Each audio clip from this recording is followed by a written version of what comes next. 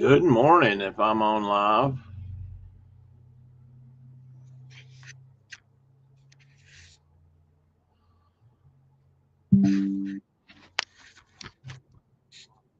Oop. Good morning, my brother. Howdy. It's kind of a crappy morning here. Oops, let me turn the echo chamber off. Kind of a crappy morning, huh? Well, Cloudy, and it not very warm, and have the wolves are the wolves at the door? they're getting close. I can see it in my mind already. You out there walking the horses, and the wolves yapping at your heels. And up ahead, there's a campfire, and there I sat with a rifle waiting on you to try to save you. Just save my backside. Yeah, it's just kind of one of those kind of yucky mornings, you know.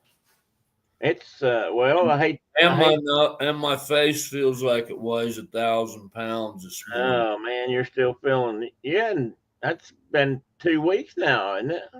Or is it not the same thing? No, I was over whatever, and then Okay. I think this is just allergies, but Well, it's aggravating. I Hopefully, hate it's sunny where you're at. I hate to rub it in, but it's a beautiful morning in the low 50s here. Oh, But it is. It's that cool. yeah, it was. Well, it was when I got up. It's a gorgeous, but it is sunny. I don't know what. Shoot, you know what? I left my phone down in my car. Dang it. Brenda asked me to go to this place, whatever this is a place we got in town where they serve breakfast. Sir, that's rubbing it in there, buddy. But I bet it's not a steak biscuit. I didn't have one. They didn't have one? No, I didn't. I didn't get a steak biscuit. Just in your honor, I didn't get one. I wish you'd be sitting there eating one right now, buddy. Well, my wife I could at least live vicariously through you. Well, I just got a biscuit and gravy and something else, but Brenda got a steak biscuit. Good morning, Tina. The greatest, one of the three greatest food groups on the planet. Hearty steak biscuit. You got your hearty steak biscuit, you got your morel mushrooms, and you got bluegill fillets, and that's all you need. That's all you need. Yeah, you could survive on that. You don't need no green beans or any of that. Buddy, I don't know what's behind you over your right shoulder, but it looks like you have a bird on your shoulder. I know that's not true. Oh, cool.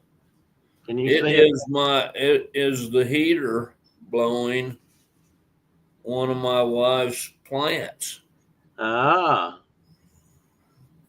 And a pronghorn horn right there. I saw the pronghorn on the top of my Gandalf stick. And the flies are attacking. Uh-huh. They're all inside. We knew it was gonna get cold because they all started coming in, and boy, are they in here today! Golly. I had a kind of a neat moth I was going to show you, but it ended up in pieces. Come on, let me bring it back in. Bring it back in. Come on, camera, focus. It's not focused. There it is. Is it like a sphinx moth? Maybe. Yeah, I think so. It was. It ain't much like nothing now but dust. This morning I I moved it or something on my desk here, and it broke all the You pieces. didn't. So you didn't catch it this morning. No, it's actually dead, laying here last night on my. I picked So it up. I couldn't get my youngest grandson to. We have a cat spider that's probably that big around, Yeah, and they're orb weavers. yeah. And she's got this beautiful orb web in our window in the kitchen, Inside. inside. Well, she's warm. And she's the one that I think she was downstairs and she fell down or, you know,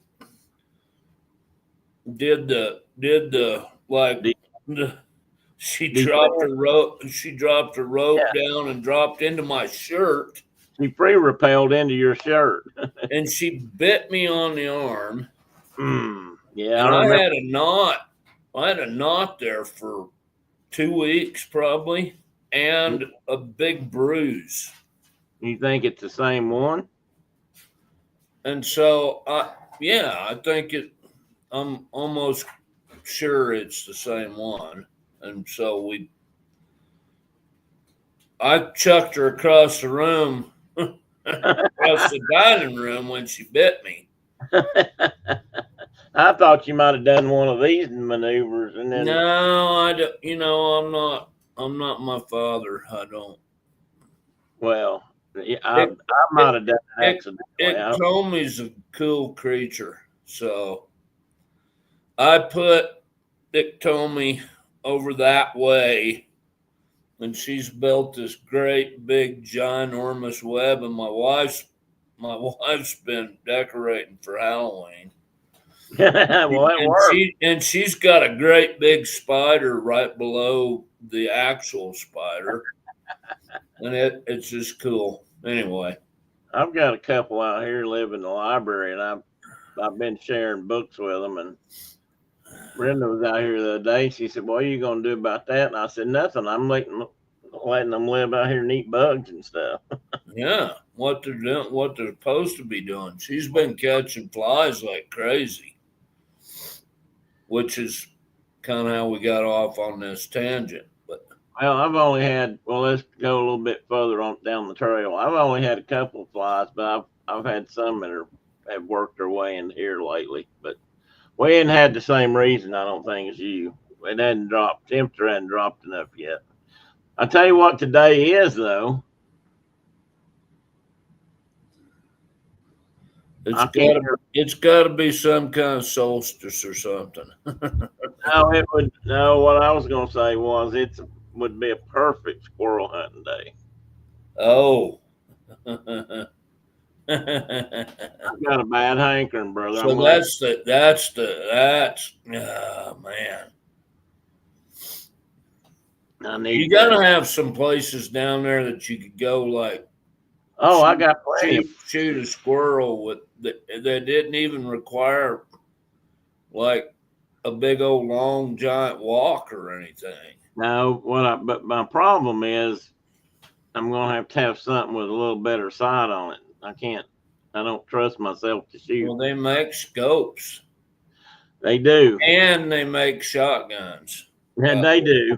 And I've got one of them. I could shoot them with a shotgun. I just have hesitated to. So there's I can't even think of his name. He's Bear Grease's buddy. Yeah. He calls him the world and Steve Rinello's buddy. And he calls him the world. Huh? Murphy, something Murphy. His name's Murphy. Lives in Kentucky. Yeah. World's best small game hunter, they call him. Morning Adventures by D. Welcome. And he's shooting more and more often. He either shoots a 22 Magnum. Uh-huh. Not a long rifle. He shoots a 22 Magnum or a shotgun. I just watched a deal with him. Me too. and they were discussing that. Well, I can't. I say my favorite squirrel round is a 22 short. Yeah, mine too, because you could shoot like all 5 of them out of one tree. And I don't, because I can't shoot that.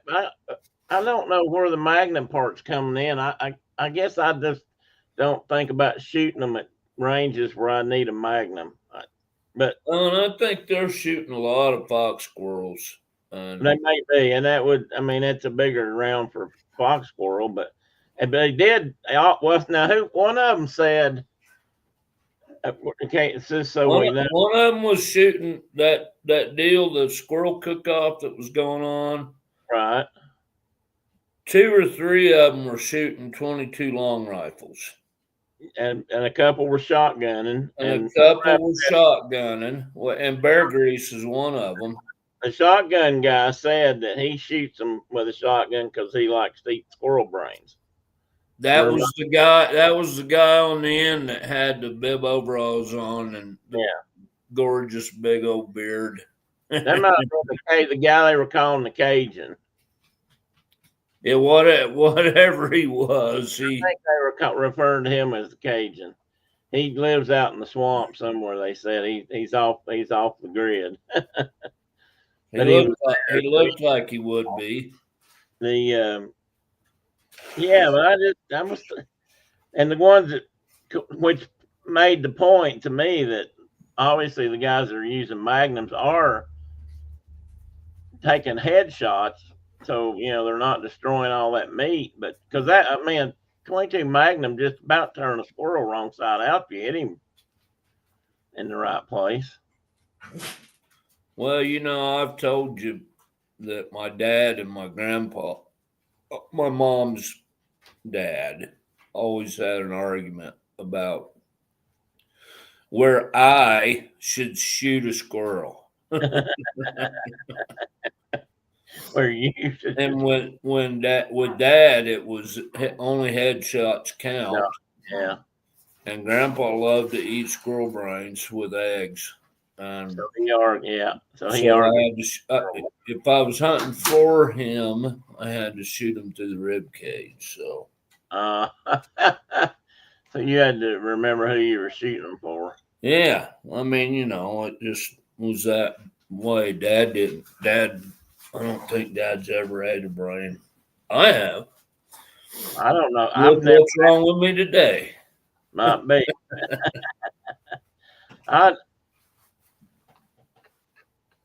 I don't know that I wouldn't eat one. Carol's not here. She'd be queasy over this conversation. It's food. Yeah, it's food. We wouldn't have to. And then we'll return to the earth too. So that's just that's the way it is. I wonder if they've ever found that. I do think. Well, let me back up that conversation about brains a minute. I do think that one guy that said he didn't eat brains because he did. That's the world's greatest small game hunter. He's like, I do not recommend eating any kind of brain. Now somebody else in there said, well, I figure you can cook anything if you cook it long enough, you're okay. But that's not the not with prions. It's not, and they're not alive, so. They're a infectious protein. Yeah. They're not a living organism, and it's never been proven that the only thing that's ever jumped that we know of, well, probably CWD and deer too, from sheep, maybe. Yeah. But not to humans. We know. Never had a case of that. We had the kind of variant mad cow disease in England. Did they ever figure out what that they think jumped to humans? Yeah, but they're not sure. They're still not sure, and then there's some kind of a prion disease that squirrels have. And, they're like, oh, yeah, hillbillies are dropping like flies down there from eating squirrel brains, and which is not true either. It's never happened. Yeah, but it is a precautionary tale. I mean, I can get why he said that. I probably wouldn't. Well, my German grandmother and my buddy's mom from Germany make a soup that tastes like cream of mushroom soup. Out of brains. That I'd fight you over it. What they using And pig brains? you'd whoop my backside, but I'd still fight you over it. It's oh my god, is it good? You gotta have special noodles Oh and yeah. and brain soup. Do they pour that over the noodles? Mm-mm. No. I'm cleaning my glasses. Bear with me a minute. Let's see that. I got my special cleaning cloth. I got my new glasses, and then I put my old ones back on. Oh yeah, 'cause your new ones weren't working so well. I can see better out of them than my new ones. I just need to like suck it up and put my new ones on and leave them on. Well, either that or take them back and say we can't do this. Like, give me this exact prescription. Yeah. Because he said my eyes hadn't changed, and he said, "Well, this is the same prescription you have." But and I'm like, you're full of something, buddy. I can tell you. Yeah, I believe I'd be questioning that. Well, speaking of buddies, our good buddy Philip is on the road again. Where's he headed? Well, he's going to Big Bend, isn't he? If he can get in, he's going out that way. He hopes to. If he doesn't do that, there's a bunch of BLM land around Big Bend. He's got some other plans. He's not gonna. I mean, he won't go out there and then turn around and come back. But they were supposed to be leaving this morning. It's 9:15 out there. They may be hitting the road about now. He said he thought they were going to leave out about 9. They're going to somewhere in Mississippi today. Let me see. I don't have my phone. Dang it. They're going down to some Core Lake down in Mississippi, or I think he said Mississippi, somewhere below TVA. Anyway, be a Core Lake, and they're going to camp there for the night. I don't know if what they're doing is he posted a picture on Facebook this morning with his motorcycle on the trailer, I think, or maybe he just sent that to me, and he said, "Hey, if you." He sent it to me with the sign with a label. If you see this motorcycle on a trailer, it's being stolen. You need to find him a can of spray and ride. Yeah. My phone is in the car, babe. I left it in the car when I was in the jump out. That spray and ride can look just like a can of Permanone. Like an old timey can of Permanone, green and yellow, with black letters. Yeah, and it had mosquitoes all over it, like around the label, and dirt. You could tell it was dirt, and that's what they always said. You could like spray that all over you. You could trailer your bike to within 12 miles of Sturgis, and then like spray that on you, and then drive into Sturgis, and people would think you'd ridden all the way across country. I just wonder if you can even still get that stuff. I've seen it. I've seen it when I've been at Daytona. But if you just put spray and ride or spray, you don't get it. Well, that's what it was called. Yeah, I know. Yeah, I believe that. I know. The cans that I saw, you probably can't even buy them anymore. Because I know they used to sell at Daytona too. You can find it in certain Harley booths, and it was the same idea, except you got two kinds of thoughts on that. One is the thinking that, oh, whoops, well, he popped out in a hurry.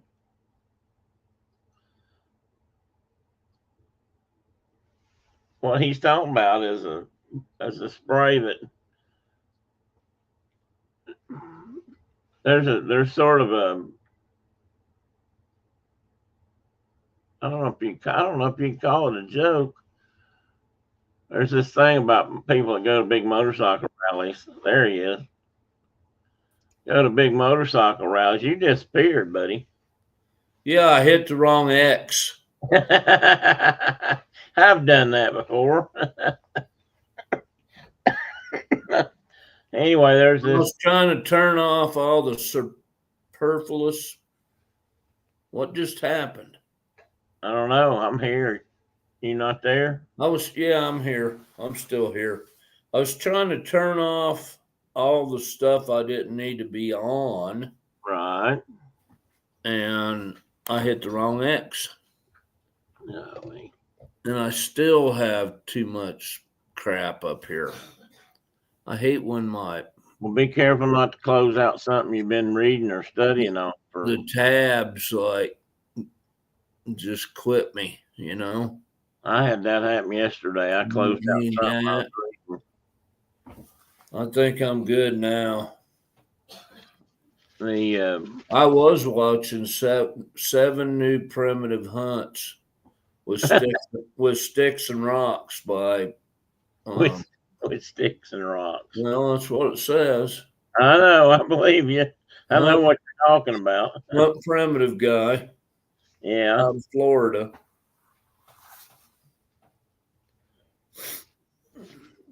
He's been shooting some hogs. I've seen him shoot 3 or 4 hogs this morning. So with plant. Yeah, and one of them was like a foot away from him when he shot. Really? And it just dropped right there at his feet. Literally, just fell right over at his feet. It's amazing. Hey, John, welcome in. There's the other Dave. Disney Dreams is here. Welcome, Dave. I saw John last night, and he said he was going to be here today, and there he is. There's the surf bomb. I hope you're catching some fish, buddy. Well, I was going to say, he told me he hadn't been here in 3 or 4 weeks because he'd been golfing and fishing. But I didn't get to ask him if he'd been catching anything. Just got in a few minutes ago fishing this morning early. How was the fishing, John? I bet I caught a striper about that big. Man, I saw a picture of one. Or a big fluke like this big. Yeah. Maybe it's not fluke season. I saw a big I may actually have it on my show today. Big picture of a 62-pound striper that somebody caught in West Tennessee. Seriously? Yeah. I don't know if I didn't put it on here. I'll 62 pounds. Yeah, that was the record. I don't know if that's a U.S. record or if it was just in the state of Tennessee, but it was.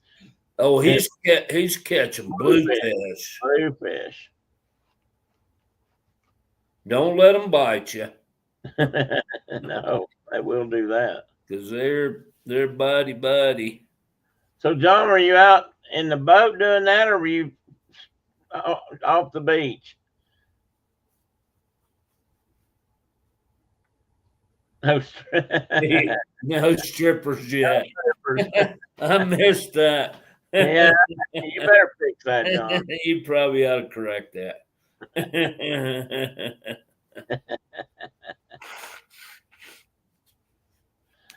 Oh, me.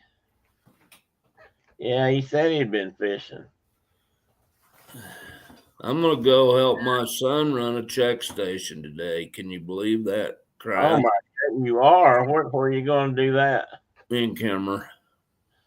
Just because you want to go hang out, or they'd ask you to? Yeah, I'm just want something to do, and I'm gonna go help him run a check station. So You know what? I mean, look, there may be check stations open in my neighborhood this weekend. And let's see if the October whitetail bow season might be in. Notice how I said that October whitetail bow season. yeah, They've not a check station, a check check station.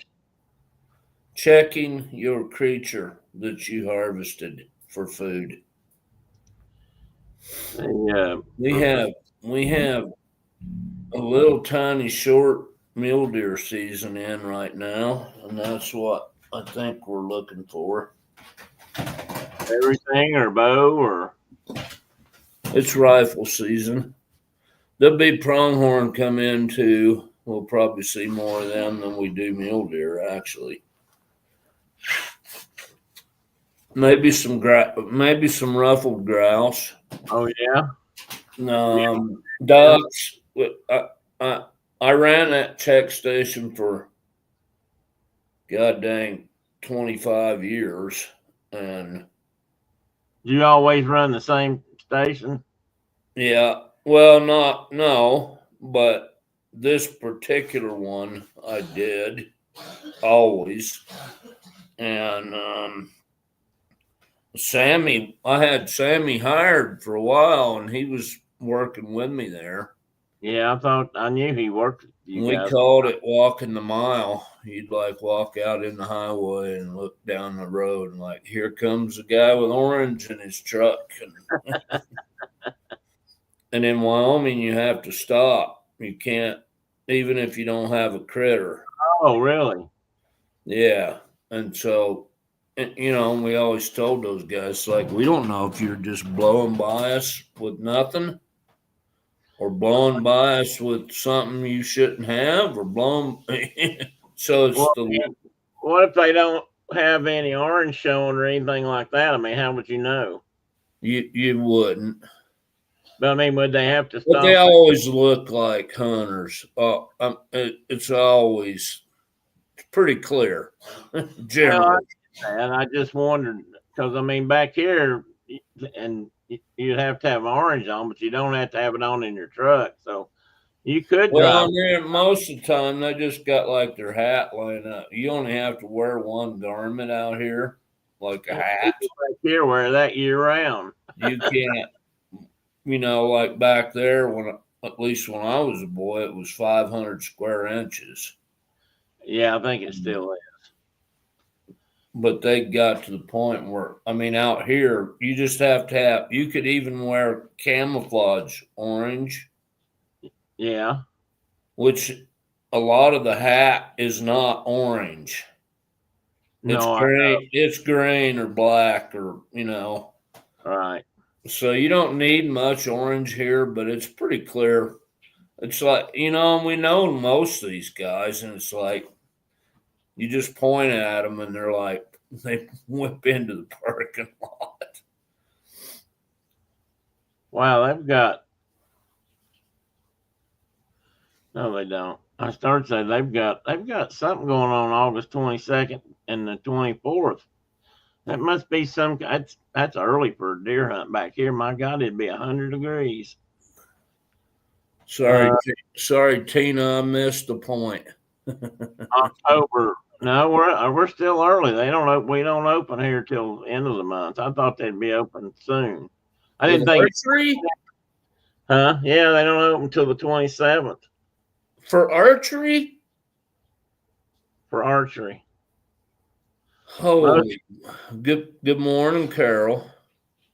I We're I not about it. I would never. So our archery season starts September 1st for everything.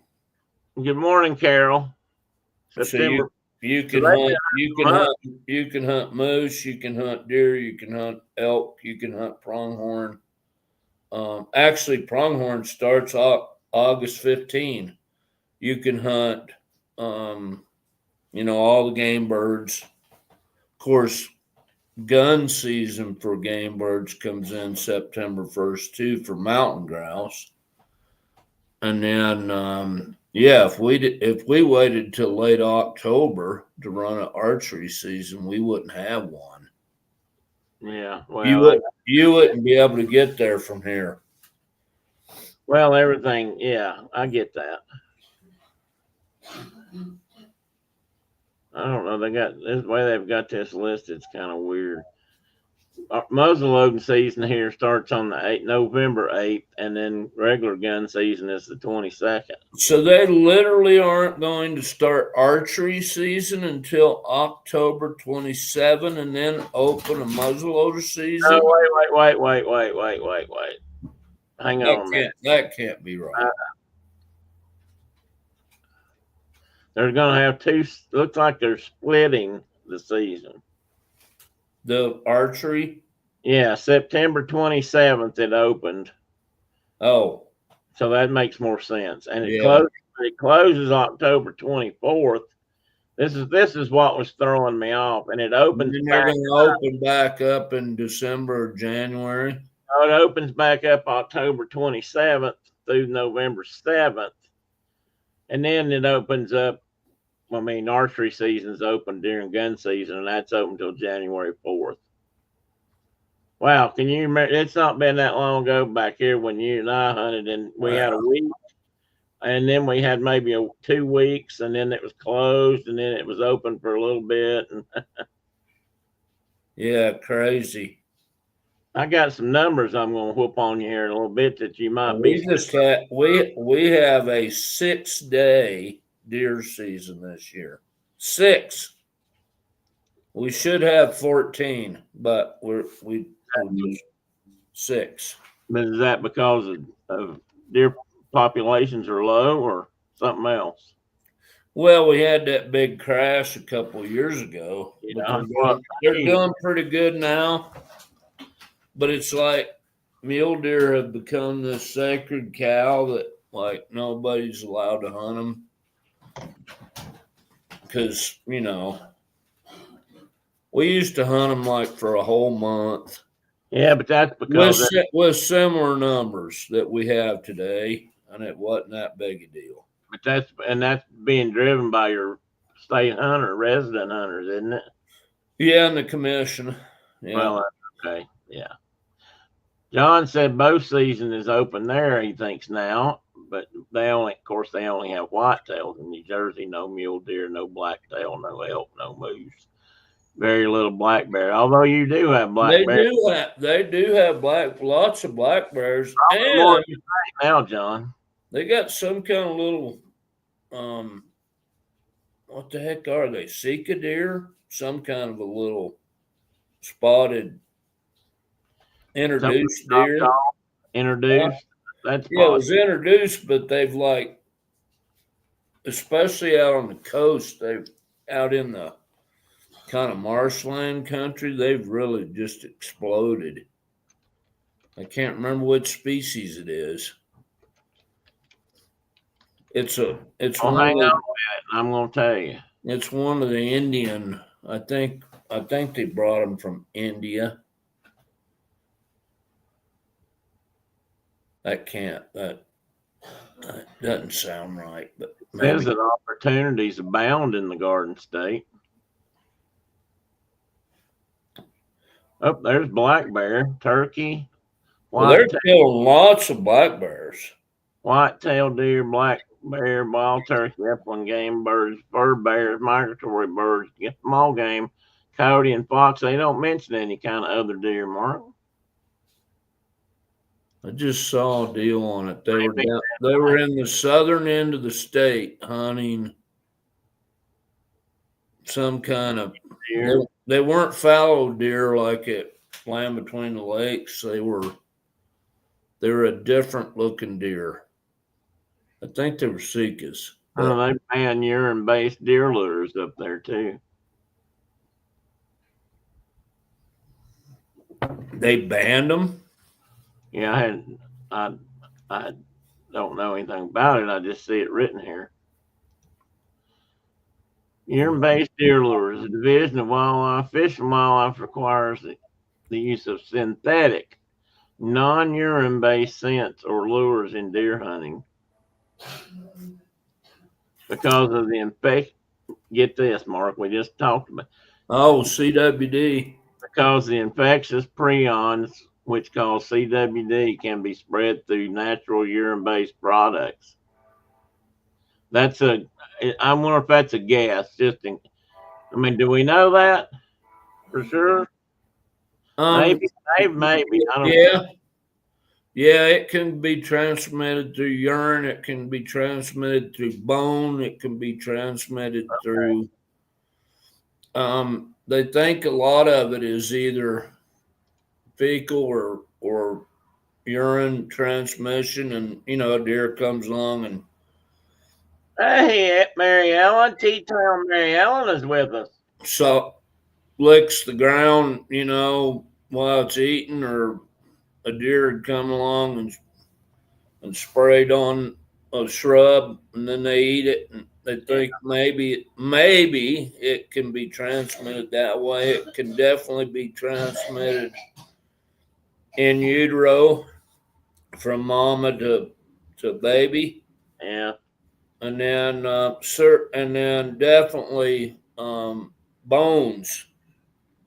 They, which is why they recommend that you bone out your meat now. Mm, Even though, again, there is zero evidence that that crossed it over. could jump to a human being. But Mary Ellen, I'm sorry. everybody's got to have something to worry about that doesn't make any sense. She popped in just as we were talking about deer urine. I'm sure that's impressive. Somebody just stepped in. I'm not sure if she's ever been with us. I've been going into her. She has a show during the week. I've been attending lately and playing trivia games and some other fun stuff just because it's fun, relaxing evening, and had a good time. The That's become such a bit. I mean, I guess I don't know if there's any states now. I don't know if there's any. There's no state I have looked at recently where CWD wasn't discussed in their regs and paperwork. CWD stands for chronic wasting disease, um, and it's a disease found in deer species here. Um, how do you say the human version? Yakov? No.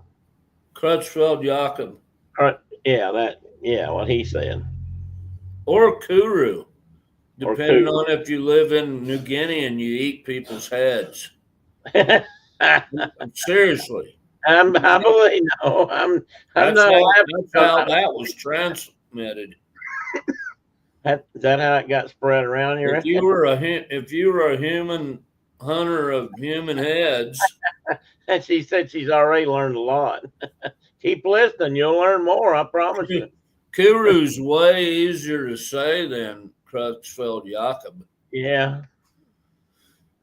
Well, that's Crutchfield. The reason it's named that though is that's the only person that they know for sure, or that they believe at least, got it from a cow, right? Or a sheep. I don't know. I always assumed it was two dudes Oh, I guess it could be. that studied the disease. I only, I But only, they definitely had people that got like that new variant of Crutchfield-Jakob in the UK that they think made the species leap from cattle to human beings. which makes it epizoic. In case anybody ever didn't know what that meant. So that's why Epizoic. every prion disease since we're all gonna die. We're all gonna die. Right. And I guarantee you I've eaten CWD deer. My son has eaten CWD deer. My daughter has definitely ate CWD deer. I think if you didn't eat the brains, you're probably okay. I I don't even know if that'd be that big a deal, but they recommend like nothing around the spinal column and not the brain. And then there are other places that they're starting to like, make sure you get the lymph nodes out and all that kind of stuff, which I like to do anyway. But And a prion, guys, is a mysterious little. It's a protein. It's really not. it's It's not really. alive. It's not alive. It's not a bacteria. It's not a germ. It's It's an infectious protein. an infectious protein. That's the only thing I know to call it. I mean, and it took them a while to figure that out, but once they did it, and if you study them, this is what I remember anyway. They describe them as like these little bitty. Imagine a little bitty ball. I don't know if they're shaped like a ball, but they're like a hard outer shell. So I mean, you cook them, or I mean, there's really nothing you can do to just that you can't kill it because it's not alive to begin with. Exactly. And That's it why makes holes in your brain. it makes holes in your brain, and that's why they say you can't. Don't recommend eating. So when you like start staggering around like I do, you've eaten. Oh, now we know. You've eaten the wrong thing. Oh me. Anyway, that's science with Tim and Mark for this morning.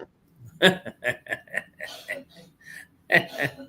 it's been a big problem, and it was a bigger problem, perceived as a bigger problem 20 years ago when we knew even less about it, and people were really starting to worry, and that's when they first started finding cases back east. Well, and the whole thing, I mean, we started out with CWD deer that probably, there's argument about it, but it probably jumped from domestic sheep, scrapie, which is, when they got it, they would just butcher them and Eat them. sell them. So it may have jumped from domestic sheep to mule deer. To what? To mule deer because Colorado Division of Wildlife's research facility, where they had a bunch of captive deer, was built on an old sheep ranch that had scrapie. And then they gave us, Wyoming Game and Fish, for our research facility, some of those deer. Because they're scared. They shot the share. This was in like 1962. Right, when people were doing that, when deer were being moved around. And so there were two epicenters for the disease. One was right around the research facility in Colorado, and one was at Seville Canyon at our research facility in Wyoming.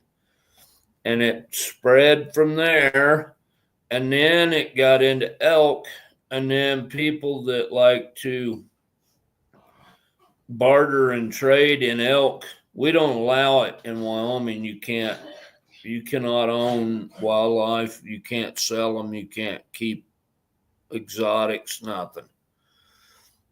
But in all the states around us, you can. And that's how it got back east. And that's how it got to South Korea. And that's how it got to Finland. And it's just like, they just keep like trading these animals, and we know beyond a shadow of a doubt that that's a bad idea. Yeah, it's a bad idea. Well, that's another reason why it got spread around the country now, because That's the only reason it did. I mean, 60, 70 years ago, before anybody even knew what it was, states like Tennessee and were trading deer from other states because we didn't have very many. Right. And reintroducing deer, and then now the populations and those kinds of things have started showing up now in our population. They probably were around even then. We just didn't know what it was, but even here. But now they ask if you find a deer that you think's got chronic wasting disease to bring it in and that kind of stuff. I don't know if they're letting people eat them here or if they take them. I'm not sure how they're looking at that, but because I'm like you. I'm not. Well, we have hunt areas where you're required to check your deer and or elk or moose for CWD. You're required to do it. We don't. Not all of our hunt areas are that way, but How do they check? How could I as a hunter check? the hunter can't check. Okay. The hunter brings his or her critter in, and we take a sample. I'll probably be doing that today. And how long does it take to get a response? And then you take your critter to the freezer and hang it. And generally the turnaround's like 5 days, 10 days. It's not, excessive at all. And they call the hunter and like, hey, your deer was positive. There's no requirement that they have to take that animal and dispose of it. Which would do nothing. But if they do, they have to dispose of it in a facility where they have an incinerator. That's why I was getting ready to ask how they're doing that. And even that probably. We used to just haul them out in the desert and dump them, Right. See, back here we have a test. And I'm sure there's a gazillion people that still do that. I mean, heck, we have a test back here. It's called a Geiger counter. In some of our areas around Oak Ridge, we have to check everything, make sure it's not glow in the dark. Oh! I thought you were still talking CWD. No, not CWD. Like, what is that? Checking places where they have to, test them for radioactivity. And right. If you catch deer in the Oak Ridge area, which could include any of the surrounding areas, to be honest, because deer move, as we know, they don't really pay attention. They might be a little hot. So they could be a little hot, and people don't even know it. But if you hunt on any of the land that's part of the Oak Ridge Wildlife Management Area, or like that TVA land that I was talking about before, where the TWRA has a hunting lease on us for us, those deer all have to be checked. And if they're hot, you don't take them home. Right. It don't matter. And to me, that's a different deal. Yeah, it is a different deal, but I was just joking. But I mean, it's not funny, but it is kind of funny. There's no requirement out here that you can't, if your deer comes back positive, you can eat it. It's up to you. Most people do. It's up to you. Yeah. Most people would just prefer to not even know. Well, that's true. I mean, I think if I was you can tell though if it's like what we always have called them wasters. If it's a waster, that's what they used to call it. If it's like an advanced case, it's always fatal. It's going to kill that animal. If it gets that protein, is going to die in 3, 4, 5, sometimes 6 years. It's going to die. No doubt about it. But if it's not in an advanced state, they waste away like in the last few months of their life. They look just normal otherwise. And so people, the degeneration happens all in the last few months. It's not and over. If you want another thing to worry about, then worry about it. Yeah. Or don't. Not I too. interviewed for a deer biologist job in Virginia years ago, and I had worked out here for a few years. And they're They, like, "Well, how big a deal is, you know, should we be panicking?" And I'm like, "It's just another deer disease. Like, let it go." And you know, they didn't like my answer, so they didn't like your answer. no, they wanted to be panicked Yeah, about they wanted to be panicked.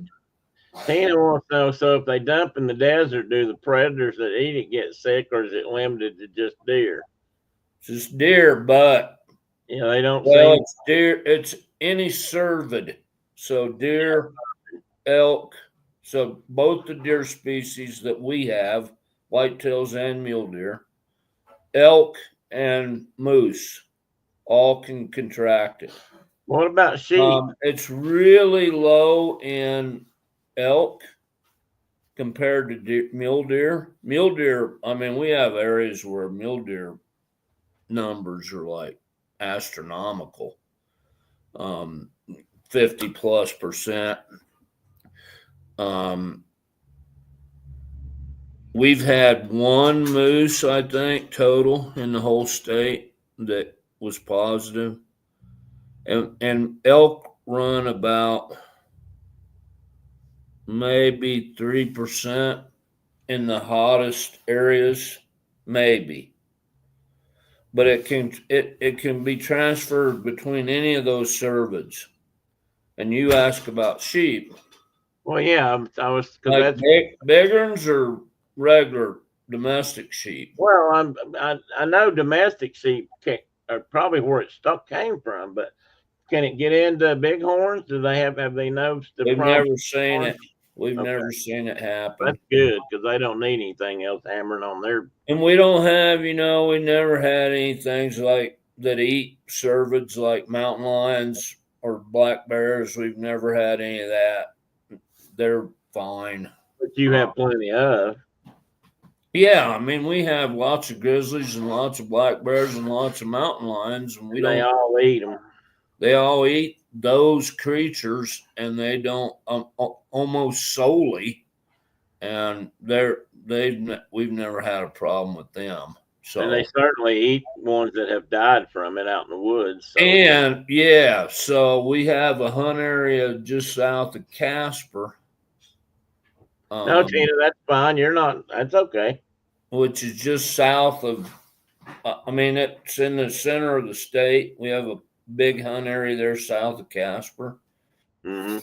and we had a deer study going on there with collared deer. They were looking specifically at CWD, and the highest cause of mortality, because they also had a bunch of these collared, was mountain lions. And they were like, if they got sick, in that later stage of their life when they were like wasting, They were gonna get eat. Yeah. they were a dead deer. They usually didn't live to be just die of like the disease. No, because Usually, they would have usually, been deer. usually a big cat killed them. Yeah. Which is, if you're gonna go, it's a better way to go than just like laying down on a ball, I guess. But Yeah. anyway, I just didn't go that way. Is it get hit by say a tractor trailer truck or something? yeah. So anyway, that with all that happiness brought on, like I said, there's science Yeah, how today. did we get off on that tangent? Well, because we were Did talking I about start deer it? season. We were talking about deer season. Oh. And because that's what we do. We chase squirrels a lot, and that's a big squirrel, but nonetheless, it could be We were considered. talking about Sika deer in New Jersey, which they have, Sika, and there's way more of them in Maryland, but they are a game animal in New Jersey. So today, what I had picked to talk about was hunting. Which sounds kind of funny when you say it like that, because that sounds like a topic that you and I would have while just Did it have to do anything with hunting? Um, the, hunting. and I know that I pulled up the PR page, and it's just full of great information. Oh, And I did the DJ page, and it's like a half a paragraph. I was Literally. I was really sad. Yes, I know. I did too. I was really sad about that. Now, the one thing I did It's find way out, younger than the PR, but yeah, there's stuff about it in the no, state agencies have videos and things about it, and I'm going to show several videos today. I figured out how to do it and do it correctly. Where's And Ian? Is he in here? not in here, darn it. He sent a note early and said he wasn't going to be able to make it. And daggone it. Well, I mean, it was a scientific squirrel. I'm not going to say, I can't say it wasn't a squirrel. That wasn't the original topic. Nah, it was a squirrel. Do what?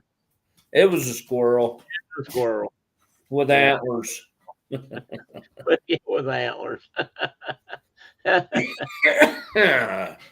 what we're going to talk about today is the wildlife, what now is being listed everywhere. Maybe this was always true.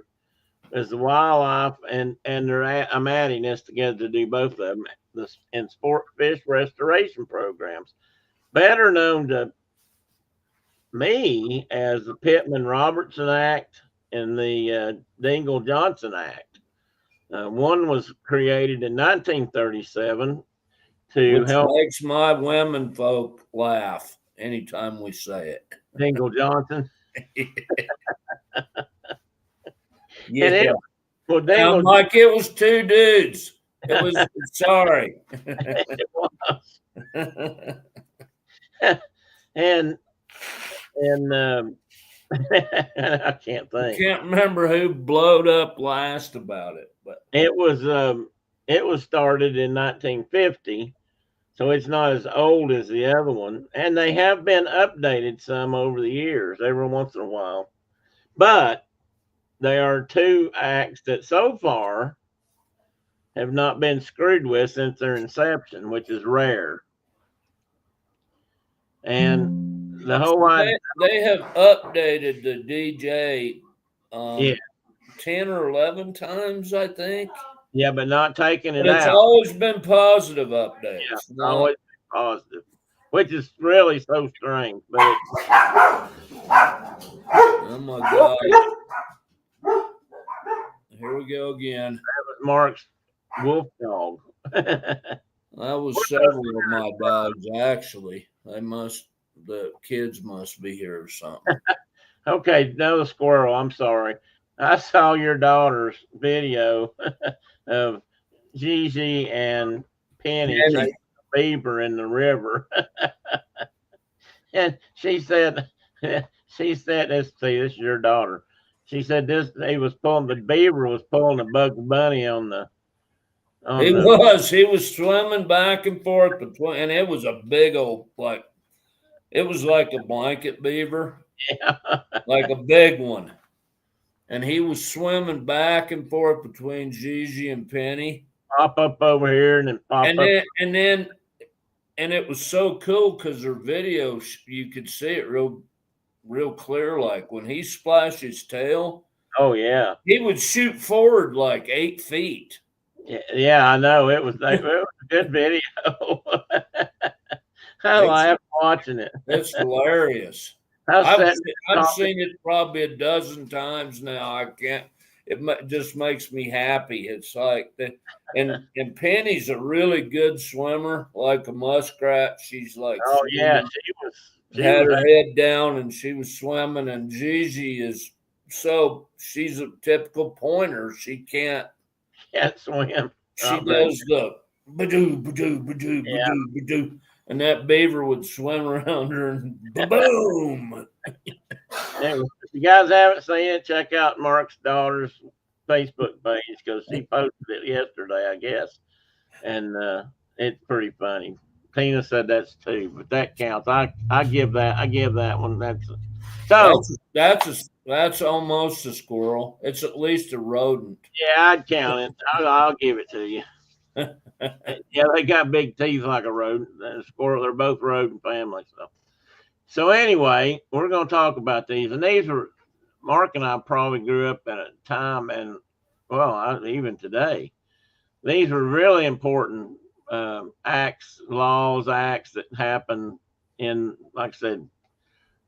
Well, this year is the 75th anniversary of DJ. So it was 37. It was 1937 for PR. PR was 37. DJ And was 50. 1950 for DJ. It's hard to believe, but anyway, I didn't. Well, I mean, We didn't have much wildlife back when PR was passed. No, we didn't, and that's why it was passed. That's why it happened, and that's why we have, and that's honestly why we have a lot of wildlife today that we would not have. Period. They were gone. I can tell you that I grew up in this state, and this state now has probably more deer than we know what to do with. And when I was growing up, deer were so rare that I didn't even know anybody that had seen a deer. I can still remember reading the Jonesboro paper when somebody saw a wild turkey on the top of Buffalo Mountain where we used to cut firewood. Yeah. And it made the front page of the paper. Right. That's how big, and that's what kind of news it was when some of these critters started coming back. And a lot of the deer back east, not just deer, a lot of the wildlife species back east had major crashes in their populations when the chestnut blot hit.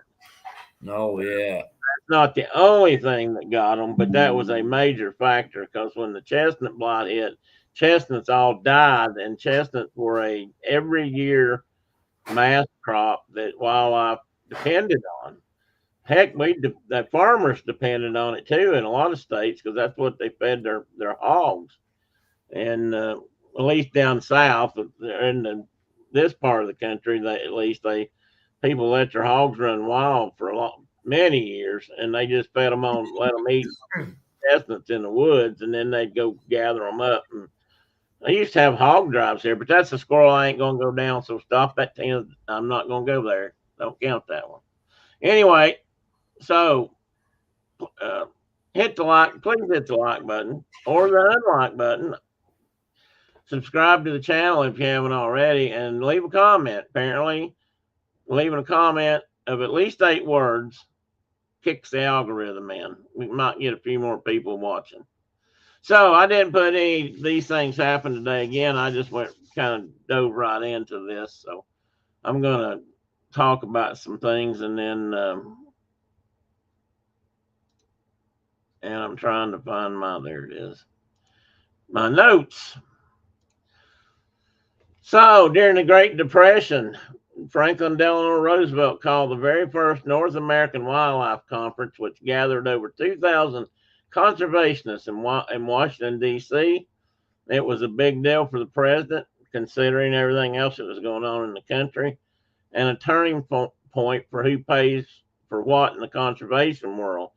And I have to think that the reason it was a big deal to him was there were a lot of folk in different parts of the country that were actually surviving by hunting. And there's also a time period when wildlife agencies had been created and were trying to protect wildlife, or we're also just trying to propagate wildlife, have wildlife. So he said his purpose was to bring together individuals, organizations, and agencies interested in the restoration and conservation of wildlife resources. And he said that in his opening remarks.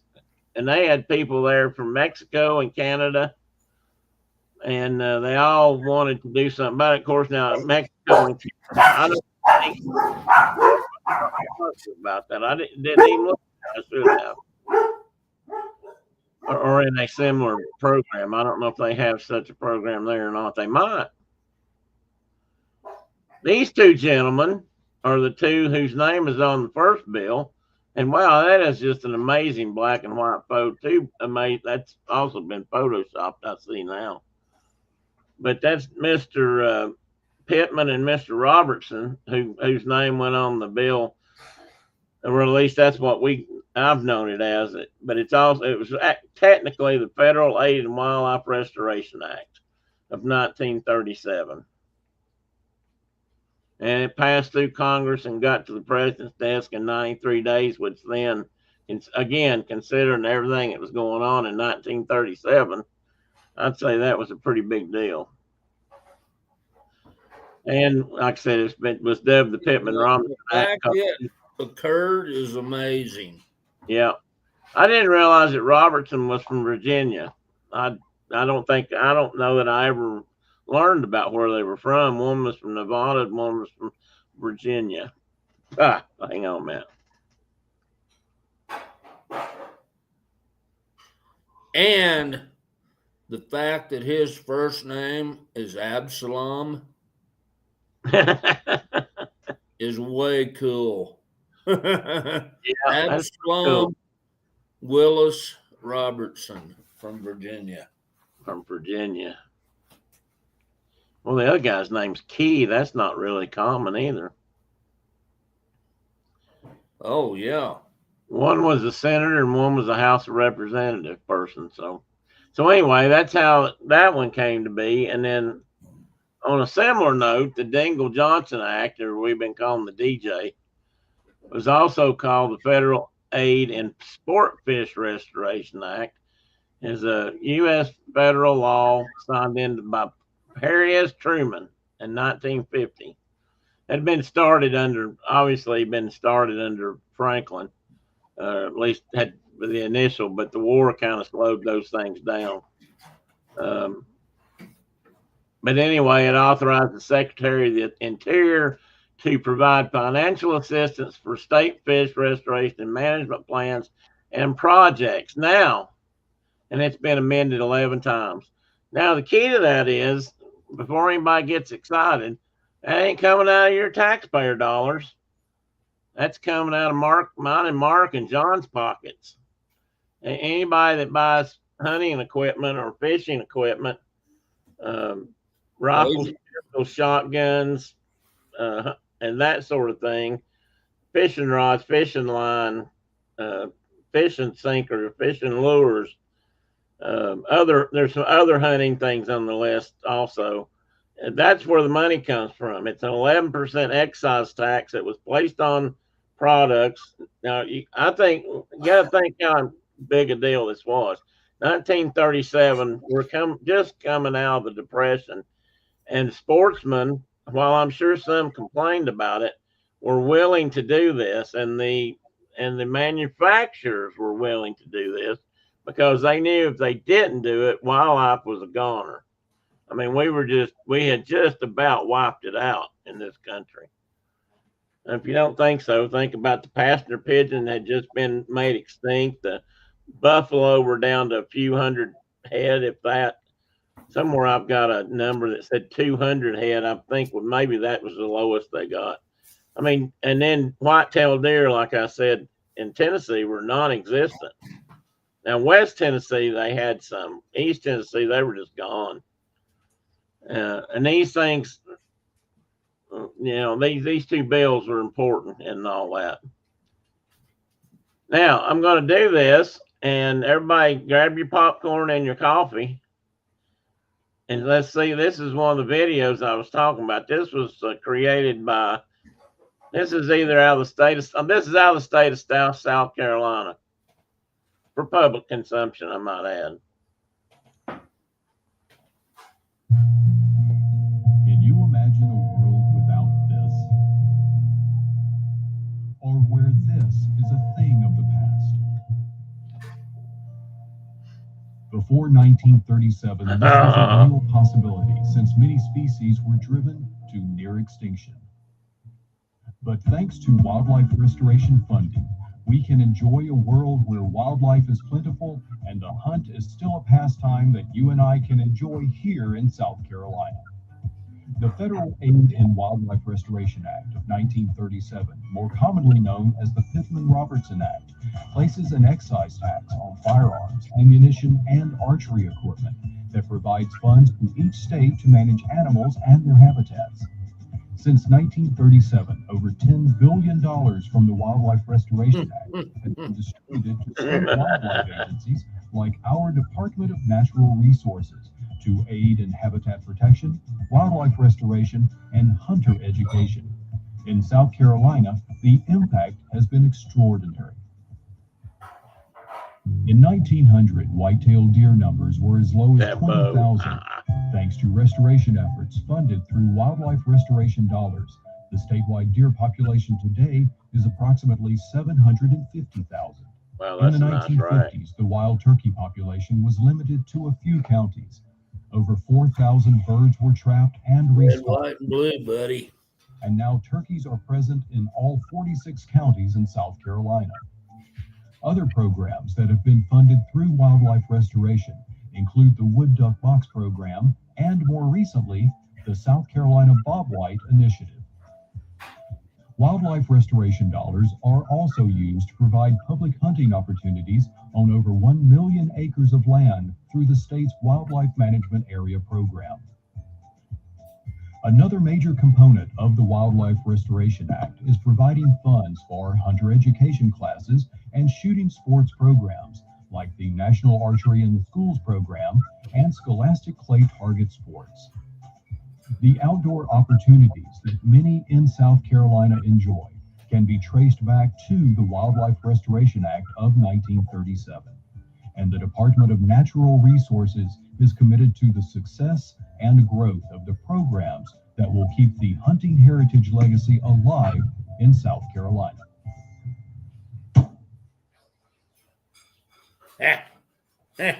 Rocked him back.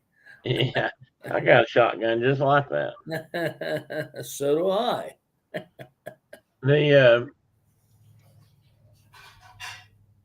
Oh, I can't see anybody. Let me come back in for a minute. So I'm going to use several videos like that, but they're all about different things. They're all on the same subject, but different angles or different aspects of it. As I was gathering information, I found these videos and discovered that they had it already done for me. And since they'd done such a good job at it, I thought I would just, let that ride.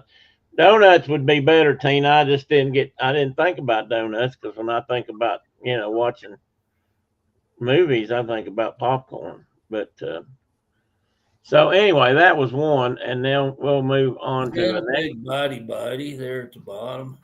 Yeah, that's a copperhead body right there. Copperhead. That's a dandy. I think this picture, this picture right here, this old stump, pretty sure what they're really showing is there was a rattletail copperhead snake.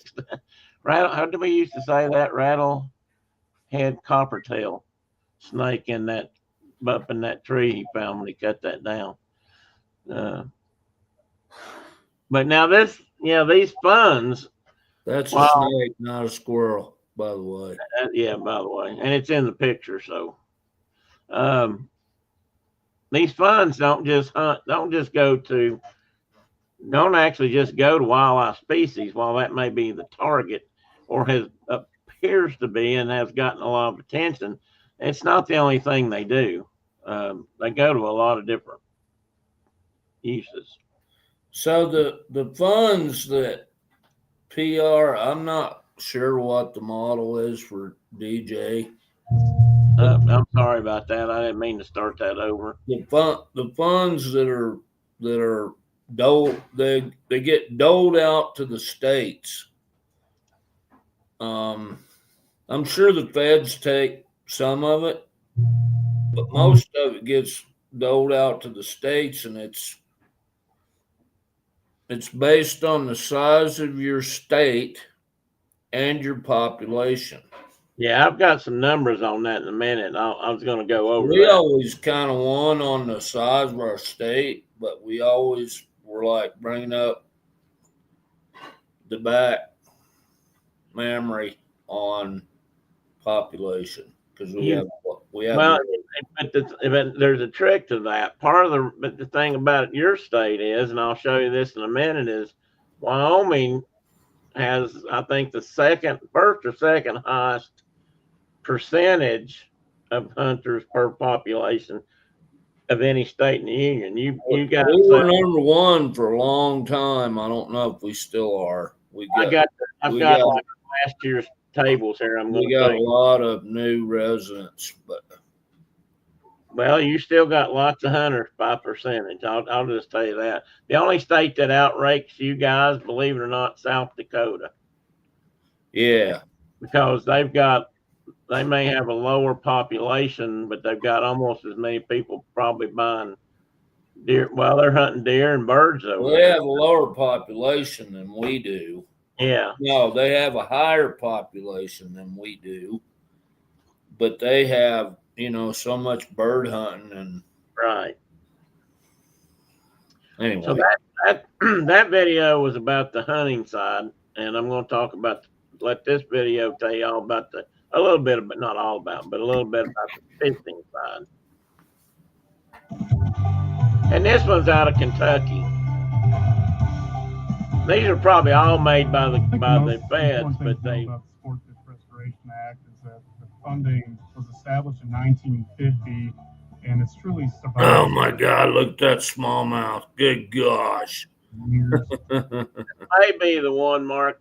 Back it up. Back it up. I need to see that smallmouth again. This may be the one that's got the 62-pound striper in it. Okay. The funding was established in 1950, and it's look at that thing. Billions and billions of fish have been stocked over the years, and ultimately the goal is to create joy and bring. That was like a big old Nolichucky River Smalley. A lot of people grow up learning to fish in Kentucky. It is a fabric, I think, of society and just a way of life for a lot of people in Kentucky. It's incredibly important for everyone out there to take people fishing, to help introduce the next generation that doesn't have the traditional pathways that were out there before. Every year, nearly 1.5 million people receive aquatic resource and education. Oh, I just saw something there. Let me back up again. Sorry, guys. Resource and Fish and Game agencies funded through the Sport Fish Restoration Act. I don't know if I went far enough. I think anglers should know that every time they spend $1 on Were you looking at that gal with the fly rod? Well, yeah, but there was something I noticed. We're out there before. Every year, nearly 1.5. Check out that earring. We're like her grandpa, dude. That's not why I'm going there. I'm going there because of that big old fish salmon earring she's wearing. Look at that thing. That's what caught my eye. There wasn't nobody fly fishing in Kentucky. That is back in the day. That almost could be a fishing lure, a spinner on a Mepps lure or something. 5 million people. Aquatic resource and education training from Fish and Game agencies funded through the Sport Fish Restoration Act program. I think anglers should know that every time they spend $1 on tackle in the United States, part of that money goes directly to help you catch that fish because you're helping support the hatcheries, you're helping support the personnel that raises those fish, the science behind it. It's going directly to the benefits that we can see through these various programs. They had a big old alligator snapper on that. They must be raising some turtles. Or get them reintroduced to fishing. So we couldn't do those programs without those funds. So R3 stands for recruitment, retention, and reactivation. In Kentucky, that's specifically focused on our programming here. We have programs like loner pole programs. We have hook and cook. We have aquatic. Oops. Look at that beauty. Section that big old bluegill. To try to introduce people to those fishing opportunities that we do have. And the Fishing in Neighborhoods is a great program that also helps with recruitment, reactivation, and retention, just like creating those opportunities for folks that are close to home. I think Kentucky is so special for fishing because we have so many different opportunities. We have wonderful streams that you can trout fish and smallmouth bass fish, or go out and catch some giant catfish. Some of my greatest memories are times on the water with family, with my children. And this exists because people before us. It will only exist if we prepare people after us.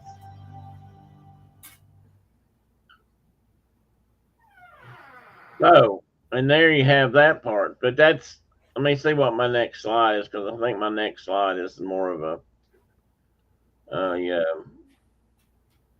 kind of back to the more of a talking point, I think.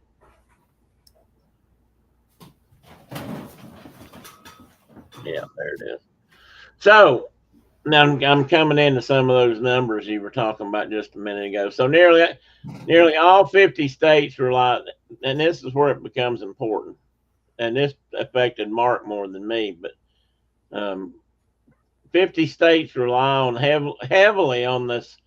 Well, almost every state depends heavily for the wildlife fisheries on two things: PNR money, DJ money, and hunting and fishing license sales. Without And that's those, about it. and that's about it in most states. There are some states where they get state funding for wildlife. Tennessee's not one of them. Tennessee, if they get any state funding, it's only rarely and for some special project that somebody in Nashville thinks would be a good idea if they did it. So it's usually for their benefit. But most of this is pretty much where state wildlife agencies get their money, and it's known as, you know, a user pay public benefits model for conservation, which some people do have a problem with or have talked about over the years. I'm not one of those. Because I realize without it we wouldn't have anything. Literally, species would be gone. I mean, we do everything out here from morning warblers, like a morning dove, not good morning, but the other morning. Yeah.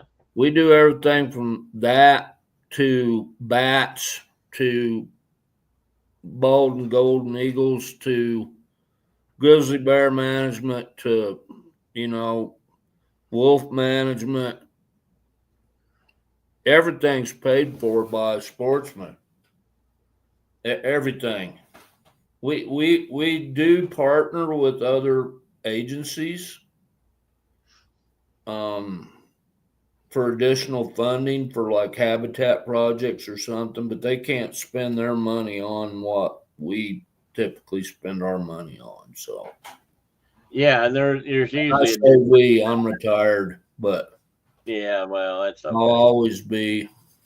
You're kind of like a Marine, brother. Once, always. I'm going to go do it again today. Yeah. You won't get paid for it today. No, I'll just be out there like giggling with the fellows. But anyway, the only other way that I know that some states are now getting money is if they come up with some other. There's some states that get a certain amount of tax on property. Tennessee has some kind of a deal that I don't remember what year it was created, but if there's a small tax on something, maybe it's land sales, that puts money back into a program where they can purchase wetlands with it. But it has to be that. It can't be used for anything but that. It has to be restoration or preserving of wetlands. I've dealt with that a little bit, but I can't remember what the law's called or exactly how it worked. But I worked with state guys who were doing that back in my early part of my career, and when I was doing, you know, natural resources. Tina, was your comment directed at me that you're still a hunter though, right? I still buy licenses. I don't. I still buy. I don't. I hunt. My bloodlust is way lower than it used to be. I'm getting ready to buy a license for the first time in several years. whether I can hunt or not. I'm going to start buying a license again. I think I'm going to get a state um, lifetime license, which we can talk about in a minute. But I don't you have one of those? I'm trying to figure out where my billfold is. I was Okay. going to flash it up there. For example, Tina Phillip doesn't hunt much. In fact, he never hunted until he went with me. And but he still bought a hunting and fishing license in Tennessee because he wanted to make sure they got the money funding for it. Another thing they can do, and in this state at least, it was set up correctly. It's not always done this way, but Tennessee got it done early, and I think they did it before everybody figured out what was going on. But they get 90 out of they sell a Tennessee state wildlife plate, and in Tennessee the agency gets 95% of that money. So in some states they get half, some states they get more, some states actually get less. And but in Tennessee, when they passed that law, the one for Tennessee's wildlife agency, they get 90%. So the state's not grabbing, that extra money. So if you pay extra to get that vanity plate, that it's going to where you wanted it to go to, which is another way they get some money. Again, most of the money comes from hunting and fishing license and the equipment sales. There you go. There's my lifetime license. Now I'm going to ask this question. My beautiful bride bought me that. Okay. That was my next question. Did you have to buy it, or was that something you got through the agency? No, we had to buy it. And if I you thought you did. If you got in on the ground floor, like the early days. Uh-huh. I don't remember when we started issuing them, maybe in the early 90s. And it was dirt cheap then. Yeah. Yeah. Sure were. They were here too. But it ain't no more. Well, today they're like $500-600 now. Oh, they're more than that here. And you got to gauge your longevity when you buy it, and whether it's worth it or not. That's the most common thing I hear from folks is like, I ain't gonna live that long. I'm 55 years old. I'll never get the value out of that. So they just buy annual licenses. Well, in Tennessee, let me just pull it up here real quick because I want to read it to you. Let's talk about what I think it's kind of what you had in your hand. I'm not sure. In Tennessee, you can buy something called a sportsman's license.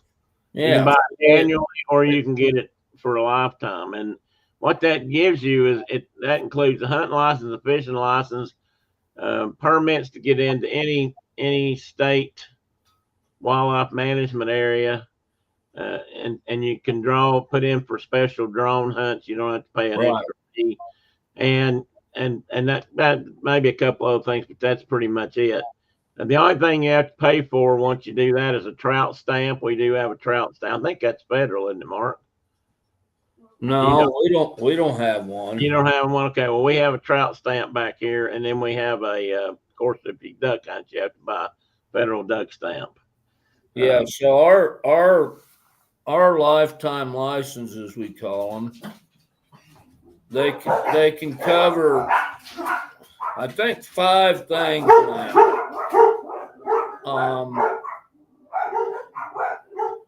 Upland game, small game is one. Fishing is 2, and then these are the big 3, and then a conservation stamp. So if you hunt, fish, or trap in Wyoming, you have to have a conservation stamp. And they have recently added, because we have an archery tag. So if you want to hunt with a rifle, you just buy a deer license and go hunt. If you want to hunt with a bow, you got to buy a deer license and an archery tag. So they've added that to it, and they've added trapping as part of it. You know, would you guys quit? Hold on a minute. You must have company.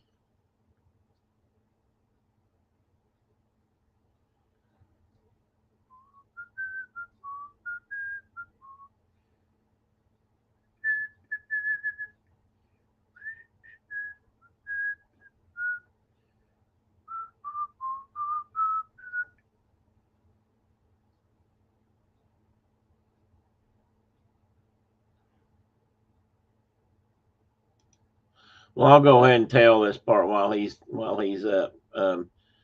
Mike, in the state of Tennessee, if you want to get this more or less all-encompassing sportsman's license, and you want to get it for annual, or for the rest of your life, I mean, if you buy it for an infant under 3, and I know a lot of people that do this or have done this, it's $320, and that's good for that child's life.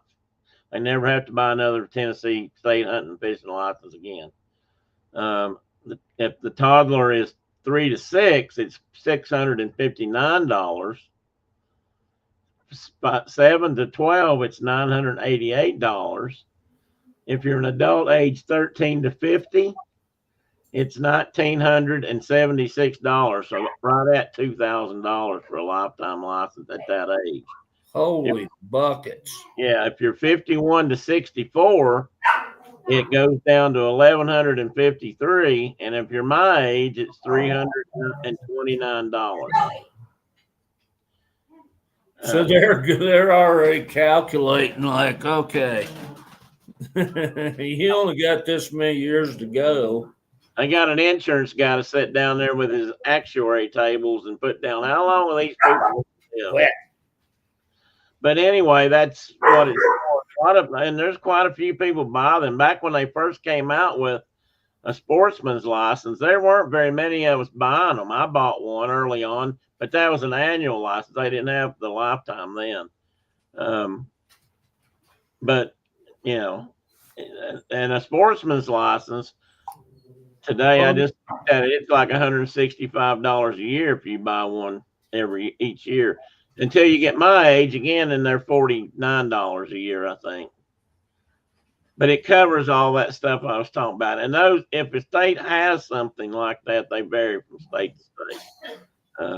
So that's the money. They get that money, and then they get these monies from these acts, and that's all they get. And most states will operate that way. Now, there are other non-GMO type agencies and groups that work with wildlife and fisheries out there that get money from whoever. I mean, they usually have to get it from donations and whatnot, and they're out there, but they don't have the clout nor the total resources that a lot of these other places do. Kay, you missed it. I did a special thing just for you. It was a video from South Carolina about hunting and fishing. Actually, it's about hunting, but so anyway. Now here's kind of how that breaks down this is for the PNR. 11% tax on firearms and ammunition, 10% tax on pistols and revolvers. I didn't realize they broke them out separate. 11% tax on bows and some archery equipment, not everything. And that all goes into the Federal Aid to Wildlife Restoration Fund. And then it gets divided out down below into, for wildlife restoration, basic hunter education. I'm glad they're doing that, actually. Enhanced hunter education, multi-state conservation grants, and what they call set aside for administration. There's always some money for that. We're lucky if more don't go for that. So that's kind of how it's divided. And here's an example of this year, 2025 is the 75th year of the Johnson or Dingle Johnson, and this is for let me see if this was this funding brought in $381 million to put into that sport fish and restoration funds. That's just that one. That's not hunting. This is just the fishery side of that. And then that money gets doled out.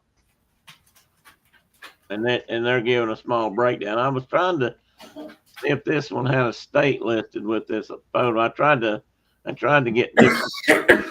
Excuse me. But I've seen that face before. I've seen mine catch fish for first fish. Okay, now this is another video. I'm going to play 2 or 3 of these videos, and then we'll talk about them some more, because I've got all these numbers written down, and I'm going to go over them. But I'm going to go ahead and run a couple more of these videos.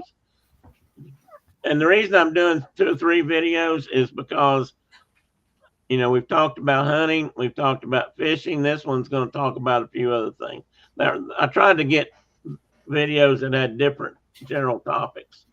I can't remember which state this one's out of.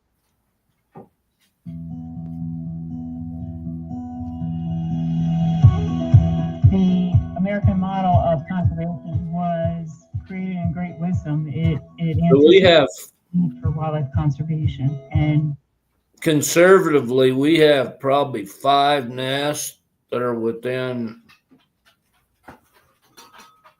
a few hundred yards of here right now. And they're everywhere. It's really worked. They're everywhere. Did you have them when you moved out there? Probably a couple nests, and then we have increasing numbers of bald eagle nests too. So it's pretty cool.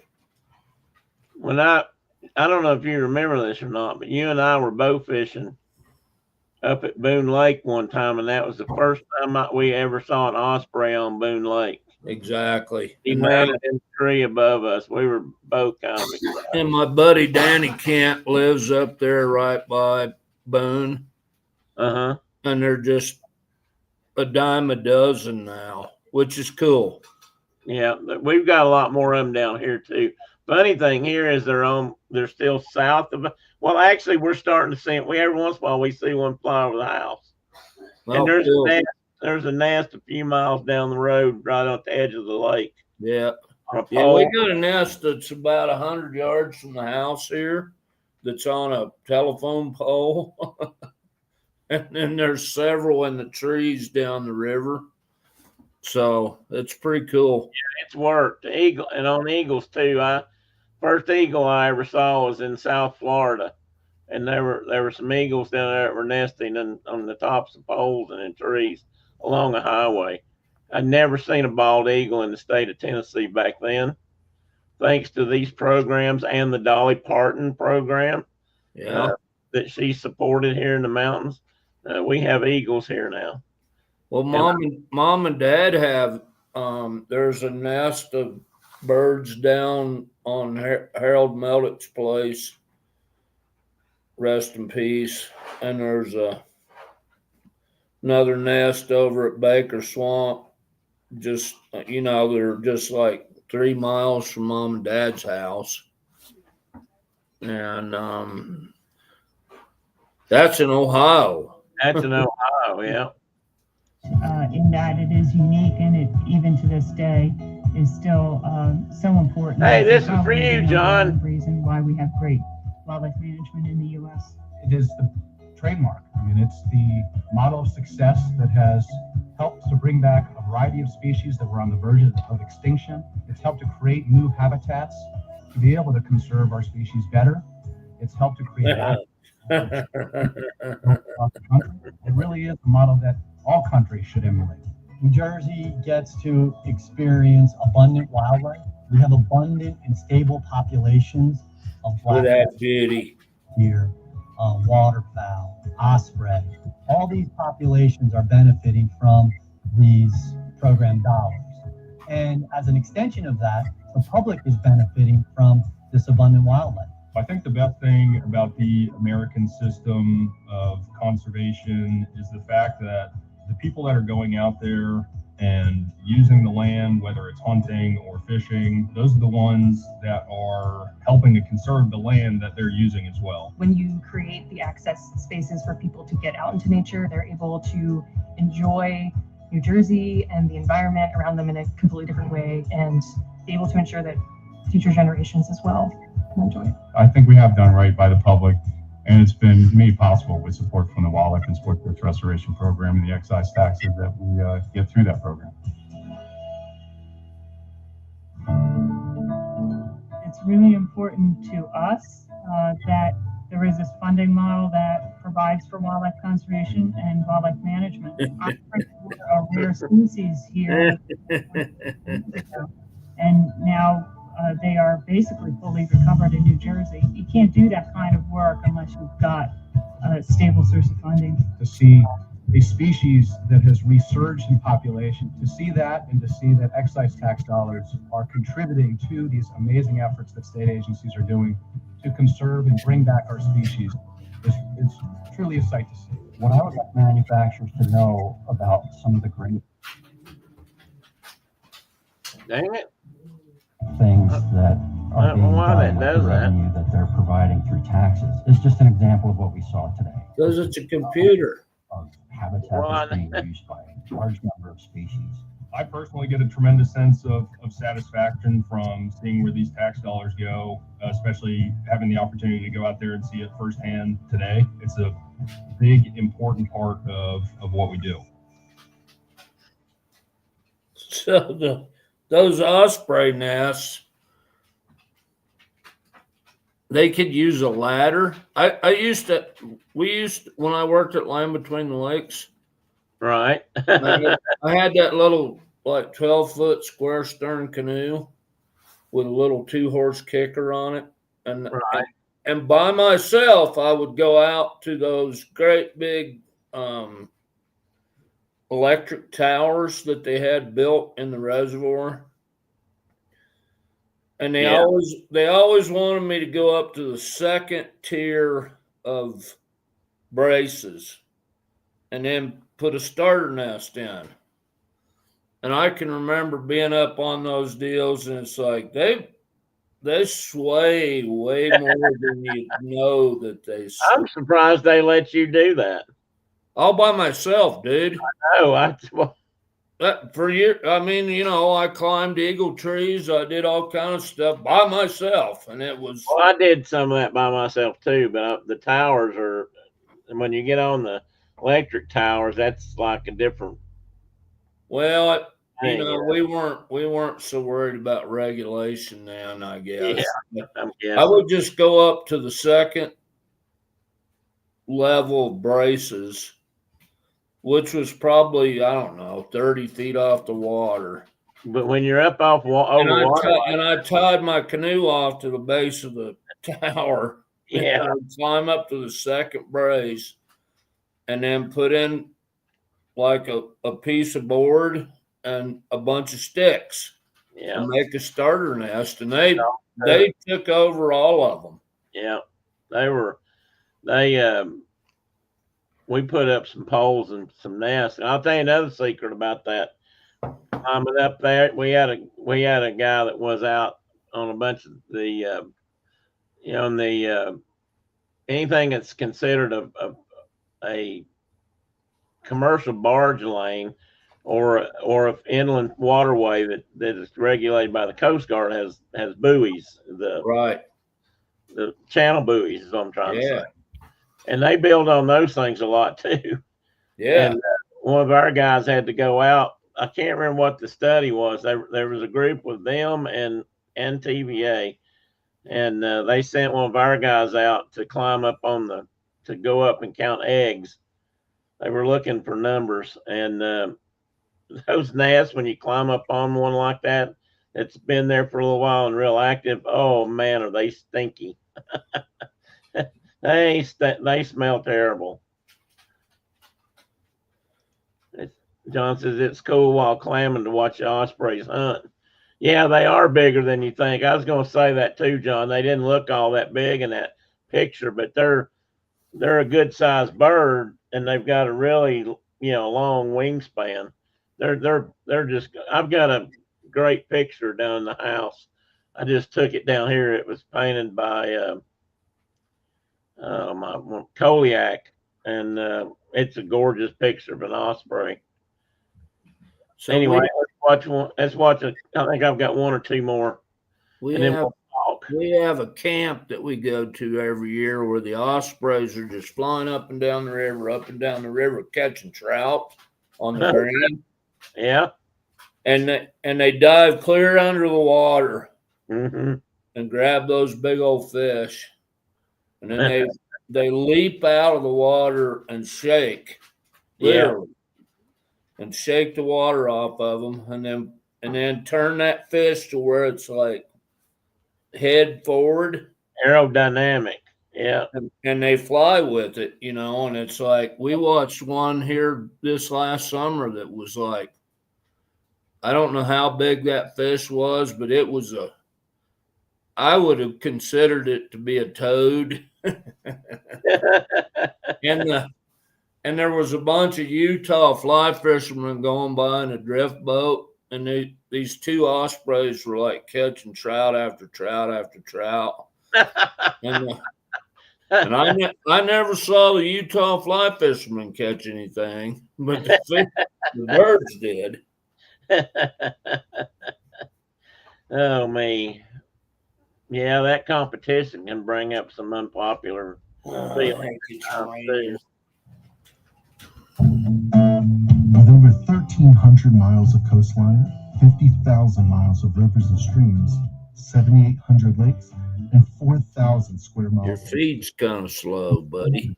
Florida is one of the top fishing destinations the world over. Anglers from around the globe come here to fish for a multitude of saltwater species. Like crappie. Did you know that when Look each at one that. of these anglers purchase fish? Oh, did you see that? For their boat, Whoa. come here to What's fish that? fresh. Holy buckets, it is pouring here right now. Maybe that's why your video's jerk. Look at that. Can you see that school of fish? It looks like a big school redfish. Look right here. What's herding them up? Dolphins. Oh, yeah. And they like to fish when they like to get them in a big ball like that and fish. When each one of these anglers purchase fishing tackle, buy fuel for their boat. So the last time we were on Roanoke Island, the dolphins were chasing big schools of mullet clear up onto the bank. Yeah, they'll run them right up on the beach. And jump clear out, like jump up on the bank and eat those fish. It was so cool. Man, it is literally pouring here right now. Since 1950, the Sports Fish Restoration Act has generated over $8 billion in dedicated funding for conservation and restoration of sport fish and their habitats. We're all in this together. Industry partners, manufacturers, conservation agencies, and especially anglers and boaters. Each time you purchase fishing tackle, a fishing license, or fill up your boat with fuel, vital funding is secured. Oh yeah, I forgot about that too. Fuel. These funds are used to create new boat ramps, support boating access improvement projects, and for conservation efforts right here in Florida. The purchase made by anglers and boaters have created a lifelong cycle of conservation support. We want to thank you for being so supportive. In addition to every angler and boater here in Florida, our industry partners and manufacturers play an integral part to the success of this program. At Mother Custom Tackle, we're committed to the preservation of natural fisheries and ecosystems. Sport fishing is the lifeblood of our business, and our employees live and breathe it every day. We're a family of rod builders and anglers who support habitat management and wildlife restoration, ensuring our sport and industry continue to thrive. Whether through our education initiatives, the excise taxes and import duties we pay, we support the FWC. The fishing and boating opportunities we provide through Sport Fish Restoration encourage people to spend time enjoying Florida's beautiful waterways and connecting through the sport of fishing. The FWC uses SFR funding for a myriad of conservation projects that support sport fish populations and their habitats. Mudhull is just one of many Florida-based companies contributing to sport fishing restoration through excise taxes. We're proud to support the health of Florida's fisheries for generations to come. We're also committed to educating our youth on the importance of a healthy natural environment and responsible business practices in the sport fishing industry. We do this through various outreach initiatives, including FWC's School Fishing Club program and Mudhole's education program. We teach custom rod building in Florida and across the nation as a part of school and club curriculum, as a way to bring our sport to the next generation of responsible anglers. The goal of our outreach and education programs is to help prepare people to have a safe and successful outing on the water. Outreach and education programs I hear are frogs. crucial. We're proud of the way we help visitors and residents prepare for their next fishing I event. can't hear anything. It's hailing now Angler recognition programs like Catch a Florida Memory and on a tin roof. Recreational fishing is one of the most popular outdoor activities in Florida. In a growing state like ours, management of our freshwater and marine fisheries requires up-to-date, accurate, scientific information. The Wow. Sportfish Restoration Program is critical to that effort, and we appreciate their support. Sportfish restoration dollars are used for habitat restoration and in our hatcheries where we produce and release millions of fish each year. These enhancements help provide great fishing for today and ensure future generations will have great fishing as well. Through innovative efforts like our artificial reef program, FWC That's is cool. creating reef fish habitat and increasing fishing and diving opportunities for Floridians and visitors. I know a guy that builds those, Without the Sportfish Restoration Program and our industry partners. and they are cool. Remember, the next time you purchase that new fishing rod or tackle, renew your fishing license. Golly, look at that. You are not only supporting that local business and industry partner, but you are also supporting conservation efforts to preserve our fisheries for generations to come. I have to show Brenda that those crappies if she didn't see them. The before I hit this one, let's talk about that a minute. I tell you what, let me go back to something that I was talking about. I've got numbers here for how much some of the funding and how it works. And for example, to start off with, I've got an example of how many people hunt. I've got a chart here that shows, or not a chart, a spreadsheet that shows per state how many acres in square miles. I'm going to assume that this is open hunting areas. I don't, because I don't know how else they would. I don't think it's for their entire state. I guess I could be wrong, but I don't think so. How many hunting licenses they sell, and how many, what the population is, and I did a little math on these to figure out some of the, just where they ranked out in the states. And for example, the state of Alaska, they've got 589,945,000 square miles. And I swear I think that state's bigger than that, so I'm guessing that that's public lands. They say annually they sell 111,157 fishing licenses, and out of that, their population up there is higher than I thought. 710,231 people, and they rank percentage wise. That's 15%. So 15% of the population of Alaska buys a hunting and fishing license every year, and that ranks out in second place overall. To give you an opposite example, California has only 158,613 square miles. They sell 282,994 hunting licenses every year. That surprised me, hunting and fishing license. Well, this just says hunting, but so maybe it is just hunting. Some states think they mix those two, but like here, but maybe not out there. You guys have both, don't you, Mark? Which? Do you have a hunting and a fishing license, or just? Well, you can get that sportsman's license. Yeah, that's the lifetime that gives you both. Right. But otherwise, you got to buy. I don't think we have a combo. You got to buy a fishing license and you got to buy a hunting. You know, We actually have you buy a lot of different kind of hunting licenses. true. We actually have both now. It used to be that it always came in a combo, but I think Yeah, you can't. when we were young, we'd go down to like the forks down there and buy those little bitty card hunting licenses that they had. Yeah. And you could get small game, upland game, fishing, whatever combo, but you still had to have a deer license or a bear license. True.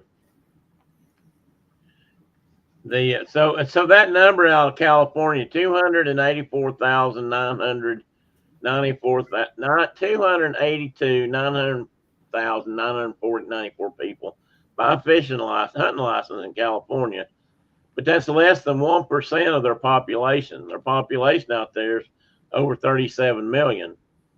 Yeah. So you see the difference in percentages. Let's move down. There's Colorado. I should have done that one. Ian's not here though, so we'll pass on it. Michelle, that's cool that Gabriel's learning how to fish. And Michelle here, welcome in, Michelle. New York. Cool. In New York, you've got 49,115 square miles of hunting area to hunt. Again, they don't specify that number, but I think that's open public lands. And they sell 559,258 licenses every year out of a population of over 19 million, and that's roughly 3% of your population, of that population, New York population. Now let's go down here just a couple of states that are a little bit more significant. I've got a past one here. Here's Tennessee's numbers. We've got 42,144 square miles of open hunting land across the state, and we sell annually for 711,771 licenses, which ranks us fourth in the country for total numbers of licenses sold, and ranks us as 11%. That's 11% of our population, which tied us with Alabama for fourth place overall in percentage of people that hunt. Texas, on the other hand, Rainbow. Texas, on the other hand, has 266,884 square miles. It's actually but you can't hunt any of it. Well, that's just it. I don't know how that. Unless you know somebody. Yeah, I don't know how that's been. I don't know how that. You think that's the whole state? That can't be the whole state, can it?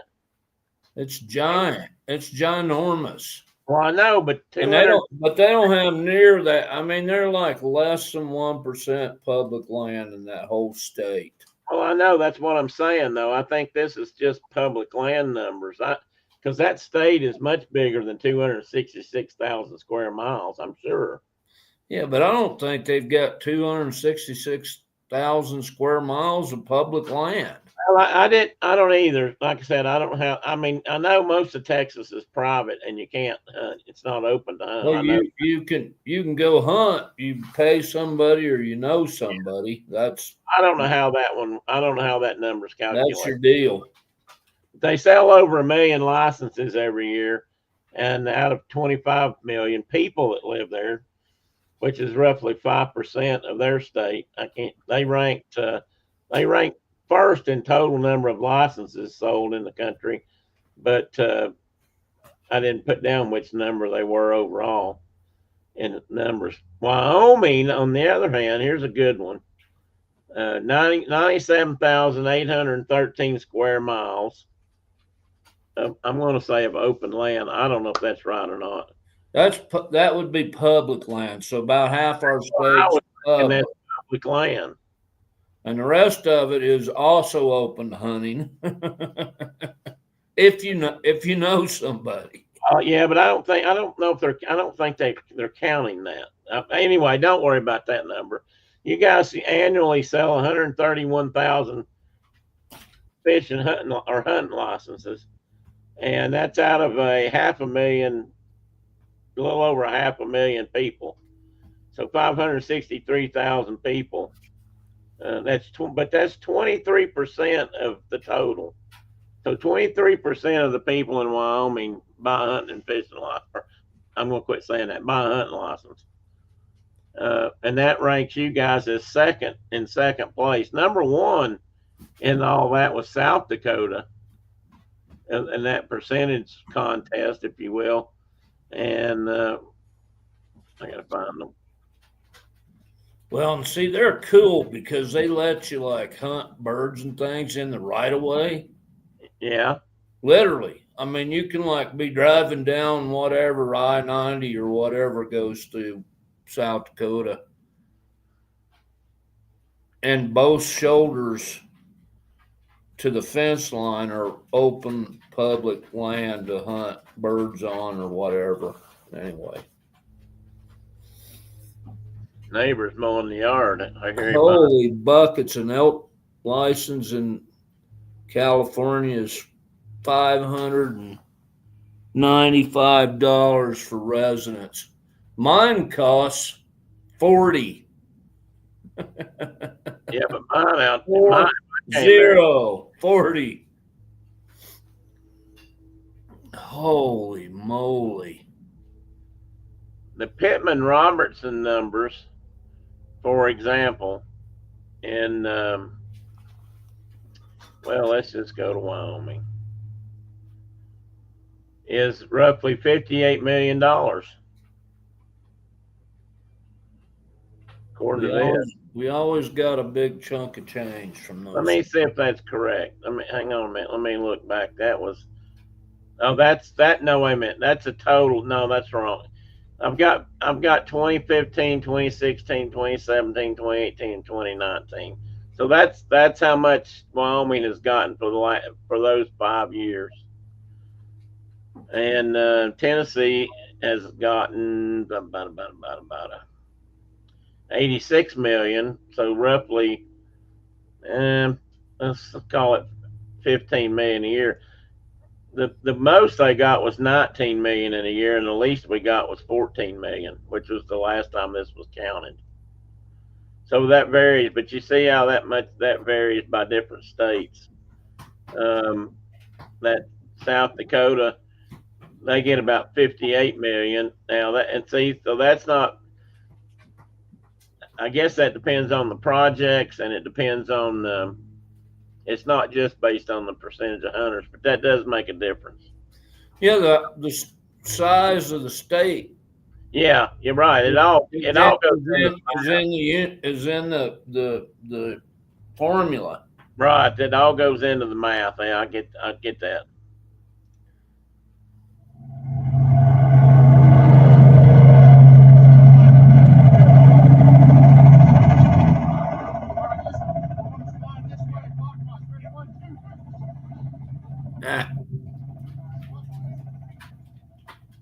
Never done that before. In a 100-year absence, bugling elk can once again be heard echoing through the hills of Appalachia.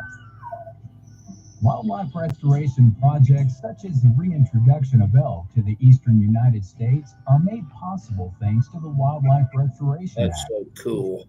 A conservation partnership between hunting and shooting supply manufacturers, state fish and wildlife agencies. I need to go to the Smokies and listen. Seeing like elk in eastern Kentucky is a miracle. Manufacturers pay is the primary funding source that state fish and wildlife agencies use to complete the hard, on-the-ground work that goes into managing and restoring this nation's wildlife. And in this case, elk. I've done that part. Years and sometimes decades worth of work go into these restoration projects. I've done that part way too many times. And the ongoing management of these species is you're like a in the end that benefits the American flying human. I did it way too much, but was never my forte. Yeah, but you did it a lot. I did it a lot. I jumped off those skids a lot. and a vested interest in conservation at a local and even regional level. Dedicated volunteers and conservation organizations such as the Rocky Mountain Elk Foundation are critical components of these restorations. The restoration That's West of elk is Virginia the there. Oh, that's so cool. success. Kentucky alone has seen the release of 1,500 elk blossom into a population spread out over 4.3 million acres. Look at that beautiful 2022 creature. will see the fifth of 8 eastern states where elk were reintroduced initiate a hunting season as the state of Virginia holds their very first elk hunt. The partnerships which fund wildlife and sport fish restoration are far-reaching and provide positive impacts to local economies, outdoor enthusiasts, wildlife, the public who hunt, and hunting and shooting supply manufacturers. Thus, it's with no small measure that we acknowledge our partners, celebrate this unique partnership, and continue the legacy of restoring and managing America's wild animals in wild places.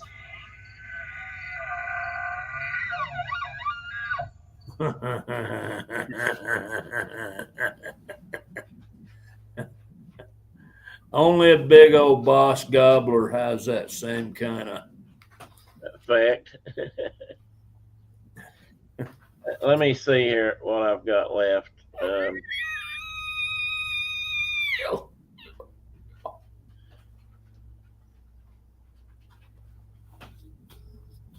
Well, I've got 3 or 4 of these. I don't have to show them all, but they're short. Let me just run through these, and then we'll talk a little bit more before we finish up. Because I do have something I want to bring up. Manufacturers are vitally important to the sport fish restoration program.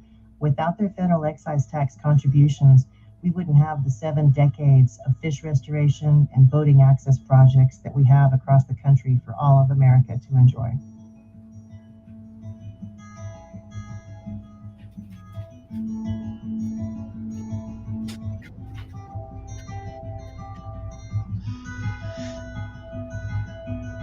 The sport fish restoration model that we've got in place right now is so critical to make sure that we have clean water, we have healthy fisheries, and we have access to those fisheries. I think it's really important for staff to see kind of the full circle of funding for Fish and Wildlife agencies. You have the recreational opportunity out there. You have the manufacturers that create the tackle, the gear that we all use to recreate. And then you see those funds come back to the state to help support access, fish and wildlife management, and true conservation on the ground. Comes in to the Fish and Wildlife Department. As quickly as it comes in, it goes right back out. We're trying to strategically create accessible sites throughout the entire state. We are building the platform to launch your boats into the water. We're building the fishing docks to provide opportunities for people to go angling. We're building the cruising docks for people to come and enjoy. In Washington State, there's been a huge impact. We've constructed over 15,000 linear feet of boat moorage, 400 or so boat slips, and also some upland amenities for those boaters, such as restrooms, laundry facilities, and showers. States are working really hard to put that money to good work. The Sport Fish and Restoration Fund allowed us to leverage other partners to join to operate a free pump out program in Pierce County that extends to South Puget Sound. We go to boaters where they recreate. If they don't have a way to manage their waste, we come to them for free. And some boaters don't know what that means. They don't know they have a holding tank. They might have been discharging overboard. So it provides us an opportunity to educate them as well. And the impact is huge for water quality, and it's starting to be duplicated throughout the region. We're so resource dependent. There's only a certain amount of fish, wildlife that we have. And so it's important that we take care of those stocks, not just for the boaters of today, but for my kids and the future generations that will come. And programs like this are just really important in helping to make that happen. It's so rewarding to see this public-private partnership that was created by the Sport Fish Restoration Act in action. Together, we're creating a conservation model that is second to none.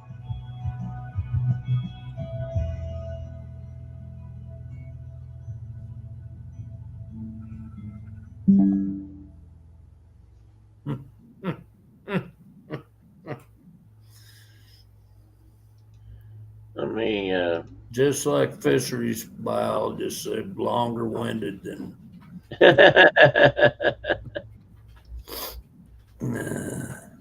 let's do one more about bears, and then I'll cut these off and finish up or talk about the other stuff.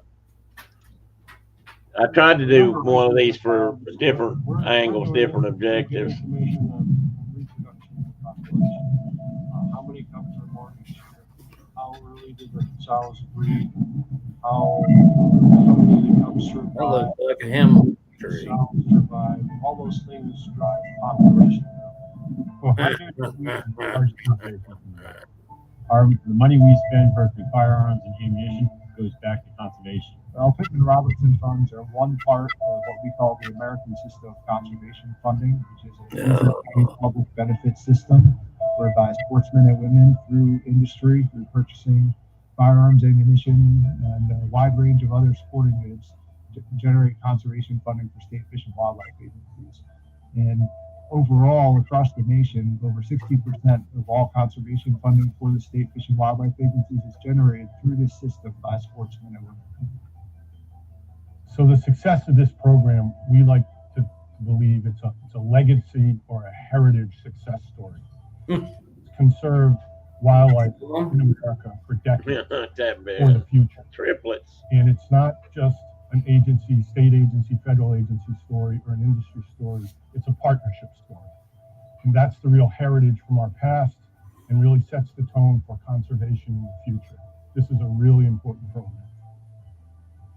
And it's that information that we're using to make our decisions as to whether or not we can increase our hunting season, whether we need to decrease our hunting season, what have you, for different species. And so without that funding, without the ability to do this research, we don't have the information to make the good decisions that we need to. The research wouldn't be happening if it wasn't for that excise tax and the funding that it has for the collars, for our staff time, for the drugs we use. All those things are paid for through federal aid funding. So thank you guys. And thank the sportsmen and gun owners for really funding all this conservation.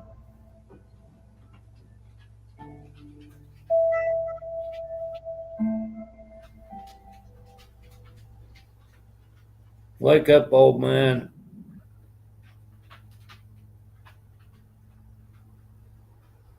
Oh. Wake up, old man. I wasn't asleep. I was sitting there thinking, but I was lost in another. I was trying to remember what I was going to say next, and then I just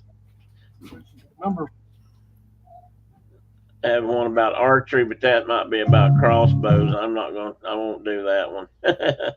Anyway, let me get to the end here. So, there is one other thing I wanted to bring up about this. There are people who say that this is not good, that we shouldn't do this because it's hunters paying for this, and they don't think they should have to pay, or they're not willing to pay, or sometimes hunters say, well, we pay for it, you guys ought to appreciate it, which is not really a good attitude either, even though it's mostly true. But let me figure out how to get off this screen here. So we're bigger. There we are. I don't know. I have mixed feelings about that, and partially because 20 years ago or so, 25 years ago, there was a movement across the country to do a similar tax on camping gear, outdoor gears, to help pay for non-game species and things like that. Because right now hunters pay that too. At least that's how it's perceived. And we couldn't get any support for that. And that really kind of pissed me off, or pardon me, but it pissed me off, because they were, on one hand, people were complaining about how it was being done, but they didn't want to support it either. And it actually bothered me. I thought they would be more supportive, and they were. The only people that, I was involved in that. Yeah, I know you were. And I don't even remember what they called it now. I can't either. But the only people that supported it, that sold like camping and other sporting goods, Bird watching and that kind of stuff. was Cabela's, which sells hunting and fishing gear. Yeah. And REI sells camping gear. Bass Pro Shops supported it. Cabela's supported it. Now they're one big giant conglomerate. But REI was like, you can go pound sand. Yeah, they were against it. Like, we're I not contacted them myself. We're not paying for that. No, they didn't want to get involved. They didn't want to pay. And it wouldn't be, it'd be their customers paying. Well, yeah. Not them. And I think their customers would yeah, I was quite frankly, I know exactly how I feel about it. I was disgusted by the whole thing. Like, okay, hunters and fishermen are still going to step up, even when they buy a pair of binoculars from Cabela's or a tent. They're still going to step up. Yeah. And you guys that say you support wildlife so much didn't do it. There's another group out there right now that I ran across, and I don't know a lot about them. Hang on, let me see if I think I put them in my other notes. Let me look here. Had that. No, I got it right here. I got some quotes from the Meat Eater Network, which I thought was pretty good. I got a couple of really good articles from them. And I found out there was actually a gun control bill, if you want to call it that was in Congress, bipartisan, just a few years ago, back in 22, and I didn't know it. No. Well, no, that's not it. That's 1922. That's not. It doesn't go back that far. 2022. I wrote it down wrong. That would have helped, done a lot of good for a lot of things too, and people. But hunters and NRA and those guys, they wouldn't go along with that. They could have actually done some real good. If you read it, it actually sounds like a really good bill to me, and from both sides of the fence, and would have done might have done some good in the prevention of some shootings. And I'm not going to say it wasn't a ban of semi-automatics. It was just, but it was it sounded like a good bill. Anyway, I must not think. There's a group out there that advertises themselves as outdoor enthusiasts who hunt, or don't hunt. Excuse me, they don't hunt. They buy guns and ammo to target shoot. They don't hunt, and they're talking like they don't think they should be paying.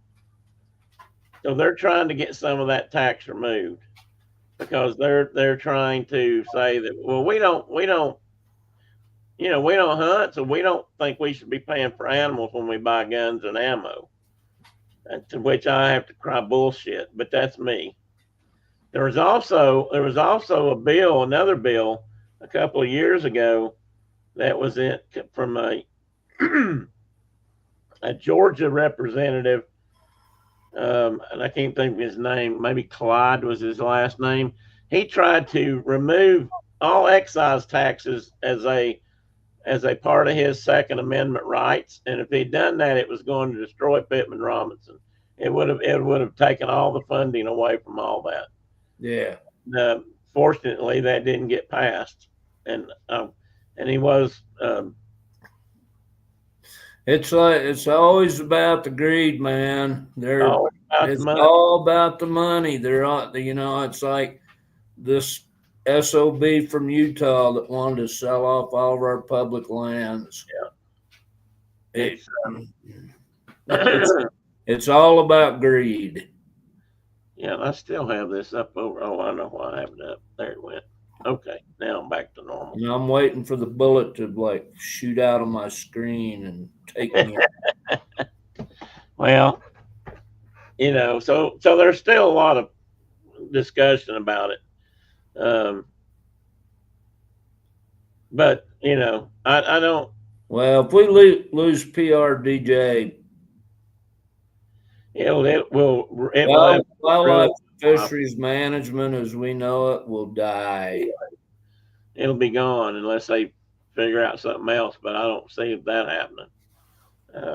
And it's never. Here's the thing: when they created Pittman Robinson, and so far, and these videos show, these manufacturers of bows and fishing tackle and guns and all the people that were in these videos, they all support the excise tax.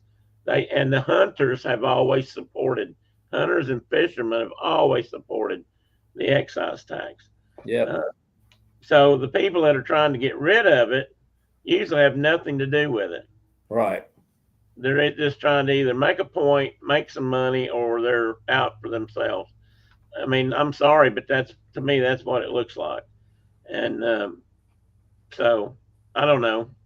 I just, when I first saw the article, I read an article about they were sounded like they were bragging about PNR funds on rifles and guns and ammo. And then they got to the bottom of the page, and there was a but, and it was a but. We don't hunt. We just target shoot.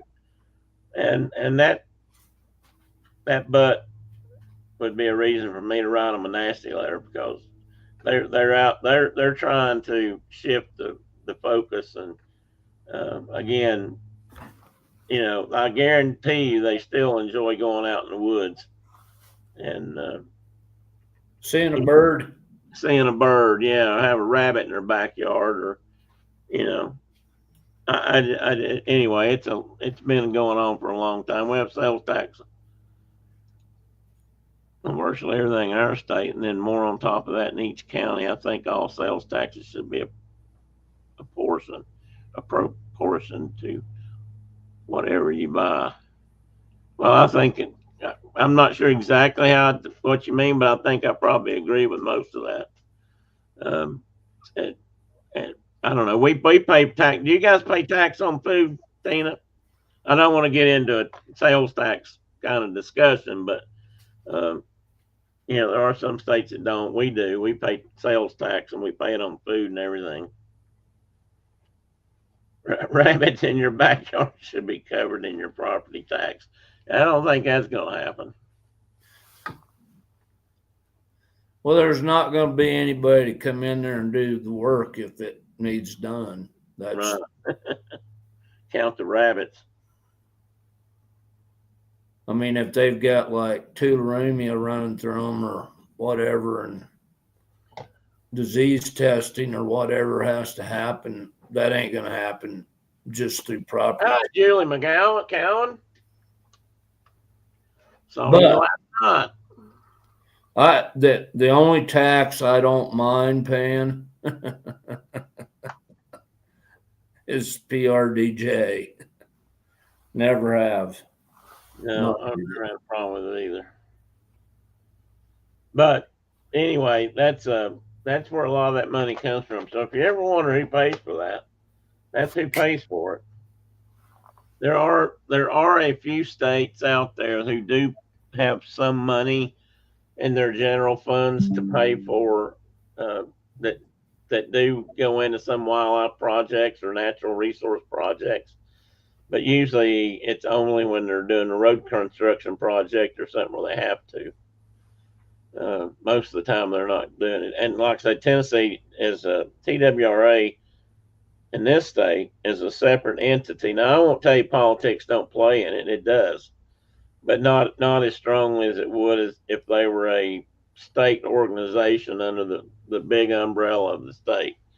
They're sort of a separate entity here. They're still a state agency, but they have their own budget and their own funding, and they don't rely on the state to pay, to come up with money for them. That's how we work. And I know we partner with a lot of people, though. I mean, we just partnered with I don't remember how much money the Game and Fish Department gave to this project. It was a lot, but $36.2 million project. Oh, your road project. To fence 22 miles of highway and Yeah. put in, I think we're putting in 7 or 9 underpasses for mule deer and one big overpass for pronghorn. So that's gonna be cool. That's a big project. I started that project with my partner in YDOT. I can't remember, 2007 maybe, and we're finally getting it in the ground. I've been watching them pound posts, so it's definitely happening. So some of it at least is happening. You know, if they started putting in any of the underpasses or overpass. Yeah, we're putting in. I just said we're putting in. No, I know, but have you seen them? Have they started on those?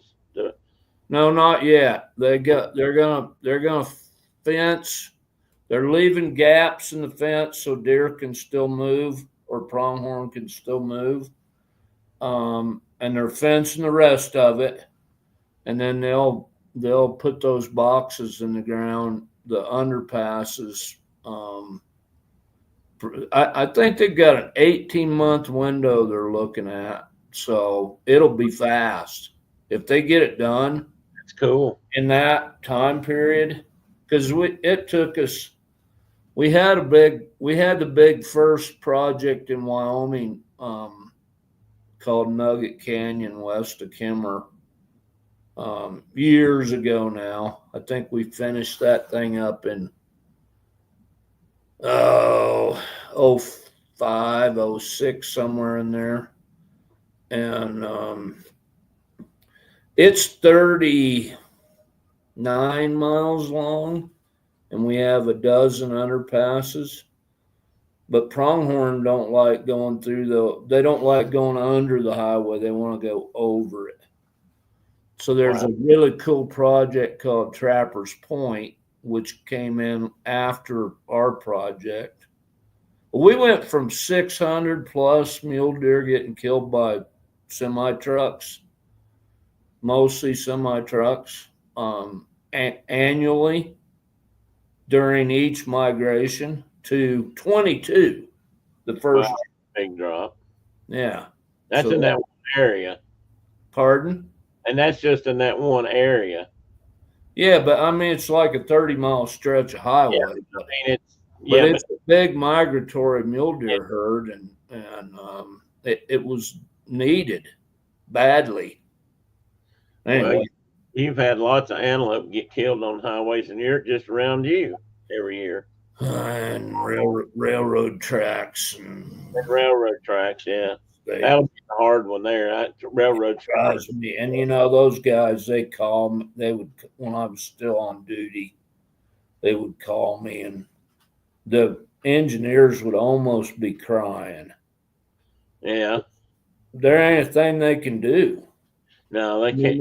They're moving that big old train down the tracks, and pronghorn get up on and when there's deep snow, they get up on those train tracks and use them as a, movement path. And yeah, so they many moose and so many mule deer and so many, you name it, golden eagles that are eating the dead things on the track. The terrain, yeah. Yeah, the railroad has always been kind of hard on wildlife. They were hard on bison. Now they're hard on everything else. And they're not usually very easy to work with. I've got the local engineer guys are real easy to work with. The boss men and women at the offices, they're pretty difficult to work with. Have been. They never would. They've always if you can stay on them, eventually they're like, okay. We had an awful time with them back here. We tore out a whole bunch of fence and replaced it with wildlife friendly fencing along the railroad tracks. And it took me 18 months to get the approval for that project. Yeah, you guys were doing it. And we were doing all the work and bought all the materials, and we had all the permissions from all the allotment, like livestock people, and because it was public land, but there were people that raised cattle out there. So we needed to talk to them and get their approval. And everybody was on board, but the two people I had to deal with at UP, one was in Cheyenne, one was in Salt Lake, and they just kept kicking me back and forth. And it literally took 18 months to finally get them, like, they figured out I wasn't going away, I guess. It's frustrating. We couldn't get them to answer the phone usually back here, and I had a problem with one guy. Well, we had a leasee that leased a bunch of our property for a hay license, and we managed some of our lands to remain open like that for several reasons. But the railroad came through there, and they had a I don't know what you call it. We'll call it a crossing, because he did have to get from one side of the railroad to the other with his equipment and everything, and I guess we did too, for that matter. And they also used it to put their railroad maintenance trucks on and off the tracks. You know, about the kind of trucks, and they get out and check the rails, and and then they get them, then they set them off, and they can drive on the road. You know, put the rubber tires back down, and they would use that spot, and they would come out to the road where the fences were, and they would cut the gates. Even though they had keys, they would cut the locks off the gates and just leave them open. They wouldn't put a lock back on them, or if they did, they never did. I started they put one on we couldn't open. 9 times out of 10, they didn't do anything. And then we couldn't call them to get them. And the guy that so then livestock got on the railroad tracks. Well, in his case, it was just all equipment, but people would get in and mess with his equipment. And they did. I mean, they went in and flattened his tires, and the railroad wouldn't. And every time we put a new lock on it, give everybody a key, including all of their guys, the maintenance guys, the worker guys, and they'd always say, "Oh, we'll make sure that don't happen again." And next summer, it happened again, or next fall, it happened again, and it was just a pain in the butt. Man, they were hard to work with. So brother, man, I'm leaving. All right, I'm gonna go help my son run a check station. So, well, you go do that. You have fun. It'll be good. It'll be good. Good to see everybody. I will talk to you next time. Tell Sammy I said hey. Tell what? Tell Sammy I said hey. And I'm going to talk to him today about grizzly bears. So yeah, do that. And he's gone just like that. We're hoping to get Sammy, his son, to come on and talk about the grizzly bear projects he's worked on. So if he does, that'll be fun.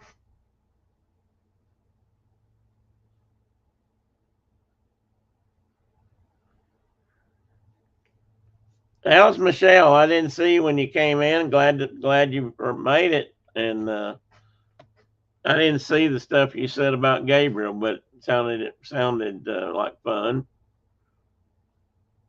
I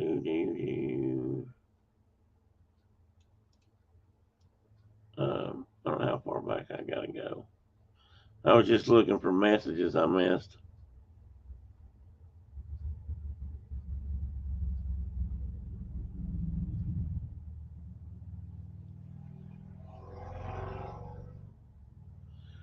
Oh, Michelle, your 40th high school reunion. Brenda and I just went to our 50th just a couple of months, or a month ago, a few weeks ago.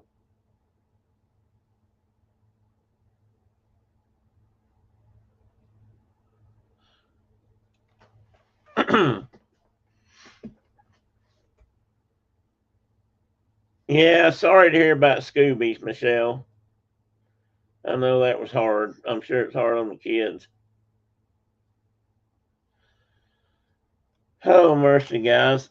Today is the day of the annual Great Pumpkin Weigh-In contest at Allard, Tennessee.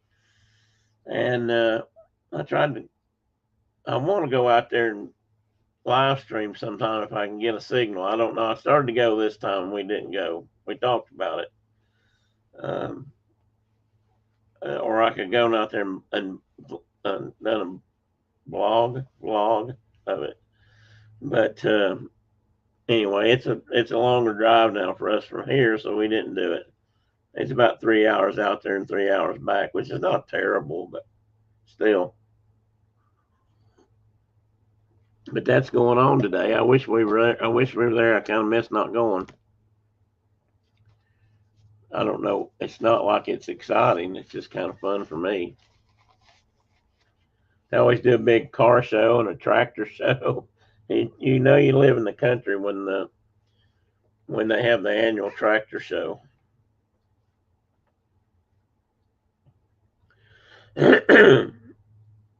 Okay, I think I saw you pop up at some point there, so glad you made it.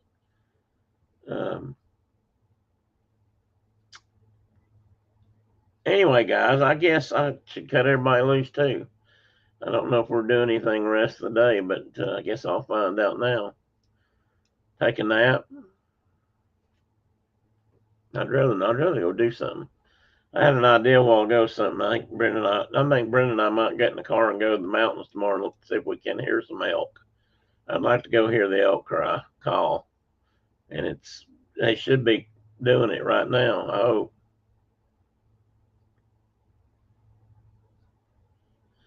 The house is empty.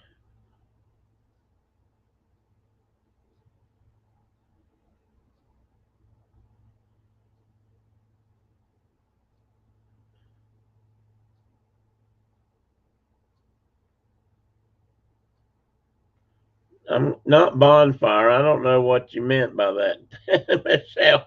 I'm guessing you're doing voice to text. Just guessing. House is empty with.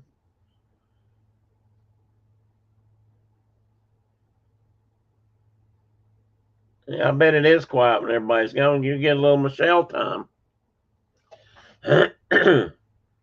No fur babies. Gotcha.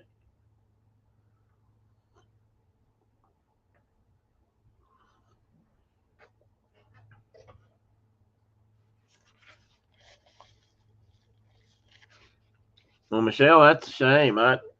Me personally, I'd go get some more, but that's me. Some people don't want to go through it again. Brenda's talked about that, but I can't. I can't only stand not to have something around. That seems like I've had dogs or cats all my life. It's hard to imagine us not having some or both. We'd probably have both if I had a way to make sure I could walk the dog and all that every day. I would like to have. Sometimes I'd like to have a dog. Don't tell Teddy that. Oh yeah, she does. I'm not trying to push her to get anything. I just wondered if she had thought about it. But I know some people do and some people don't, and I get that.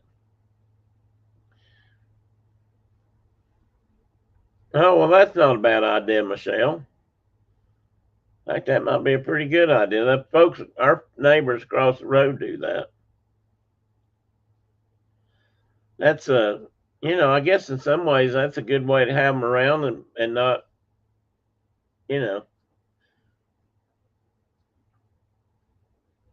get too attached. And that knowing you're going to have more, if one moves on, then you're probably going to get another one. So then you get to, have all that fun with a new pet. Oh, I know, Michelle. I get that. I, I wasn't trying to say you shouldn't. If it sounded like that, I apologize.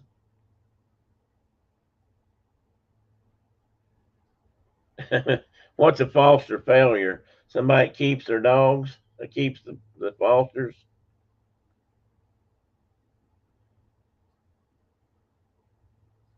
Gotcha.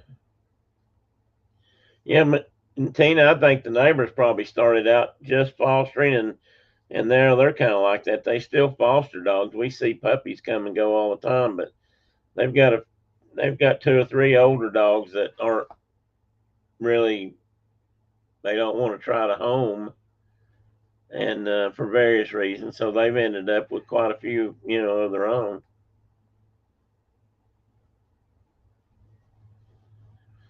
So I guess that's what they would be too. I know right now they got a Great Pyrenees and a couple of beagles. They got a hound. Um, every once in a while, he or she's out there baying. Makes me think of Tina's house. Um, they've got a couple of the small dogs that, one's blind, and uh, I think one's just older. So they've got several, but they're good to them. And they if they go there, they're either going to be fostered or they're going to be in a good place for somebody's going to take care of them. So that's good.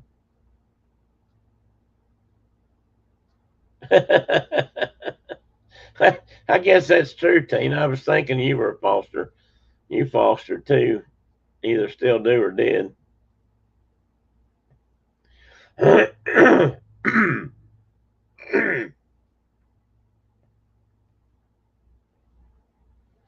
Anyway, guys, I guess I better let everybody get going. I'm probably sitting here because I ain't got any plans, but I don't need to tie everybody else up for the rest of the day.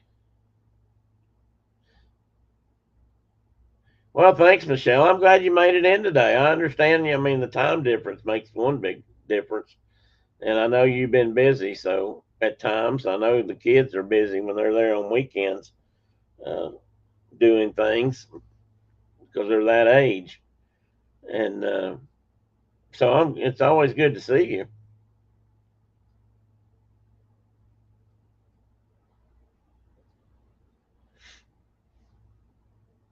Tina, are you guys, not to totally change the subject, but I'll change. Are you guys getting ready to go to Disneyland World?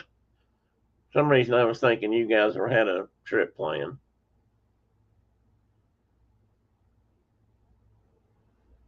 Yeah, we still got a couple of hummingbirds hanging around. We're gonna tell Brenda we better make sure they've got some fresh sugar water, because you never know how long they might end up staying. If they stay here too long, they may stay all winter.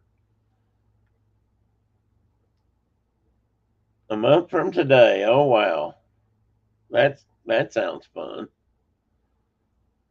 So let's see the month. So will that be? Will they have Christmas stuff up then? I don't know when they take the Halloween down and put the Christmas up.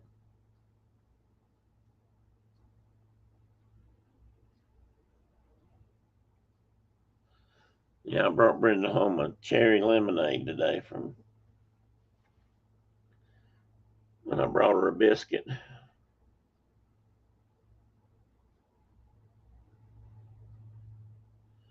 Need to do something, if nothing else, just to get out and enjoy the weather today. I don't know. I don't know. I don't have my phone.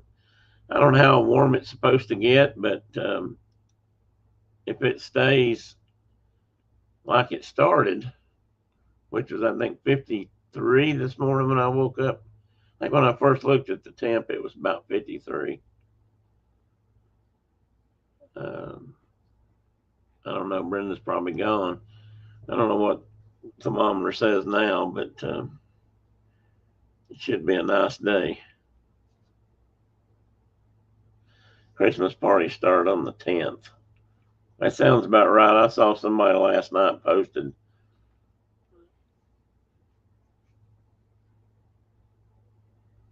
Hey, Julie, I'm glad you're still with us.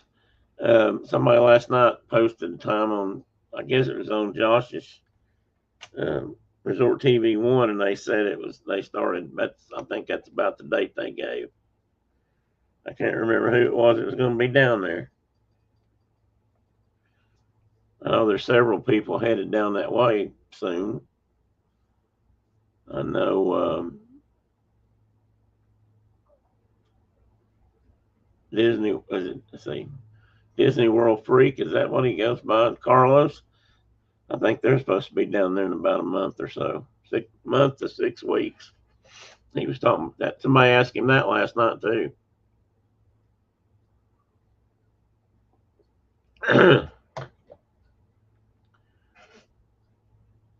Gabriel is going camping in a few weeks, and he is grub master.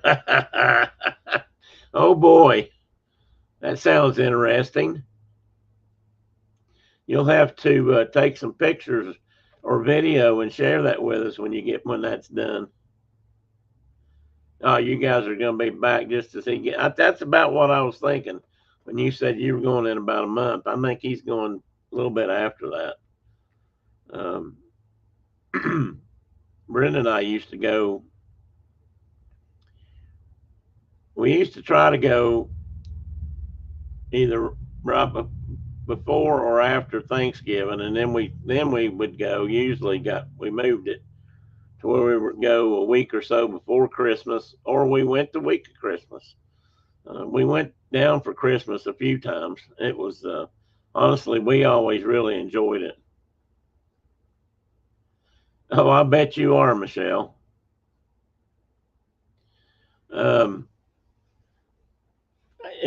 As long as you go down and you know it's going to be crowded as heck, and you just accept that going in, and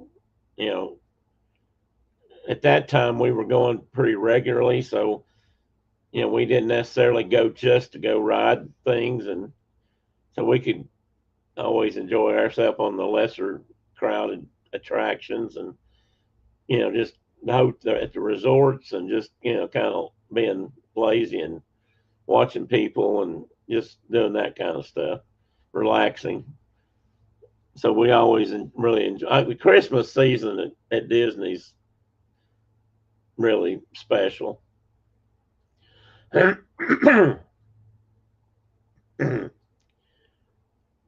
Okay, I keep saying it, so I'm going to go, guys. Thanks for being here. Love everybody. You guys take care, and I'll see you again next week. Bye-bye. If I don't end it quick and just go, I'll stay here and talk all morning, all afternoon. And you guys got things to do, I'm sure.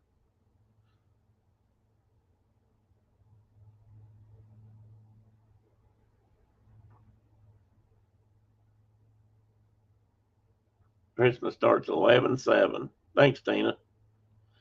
Bye-bye.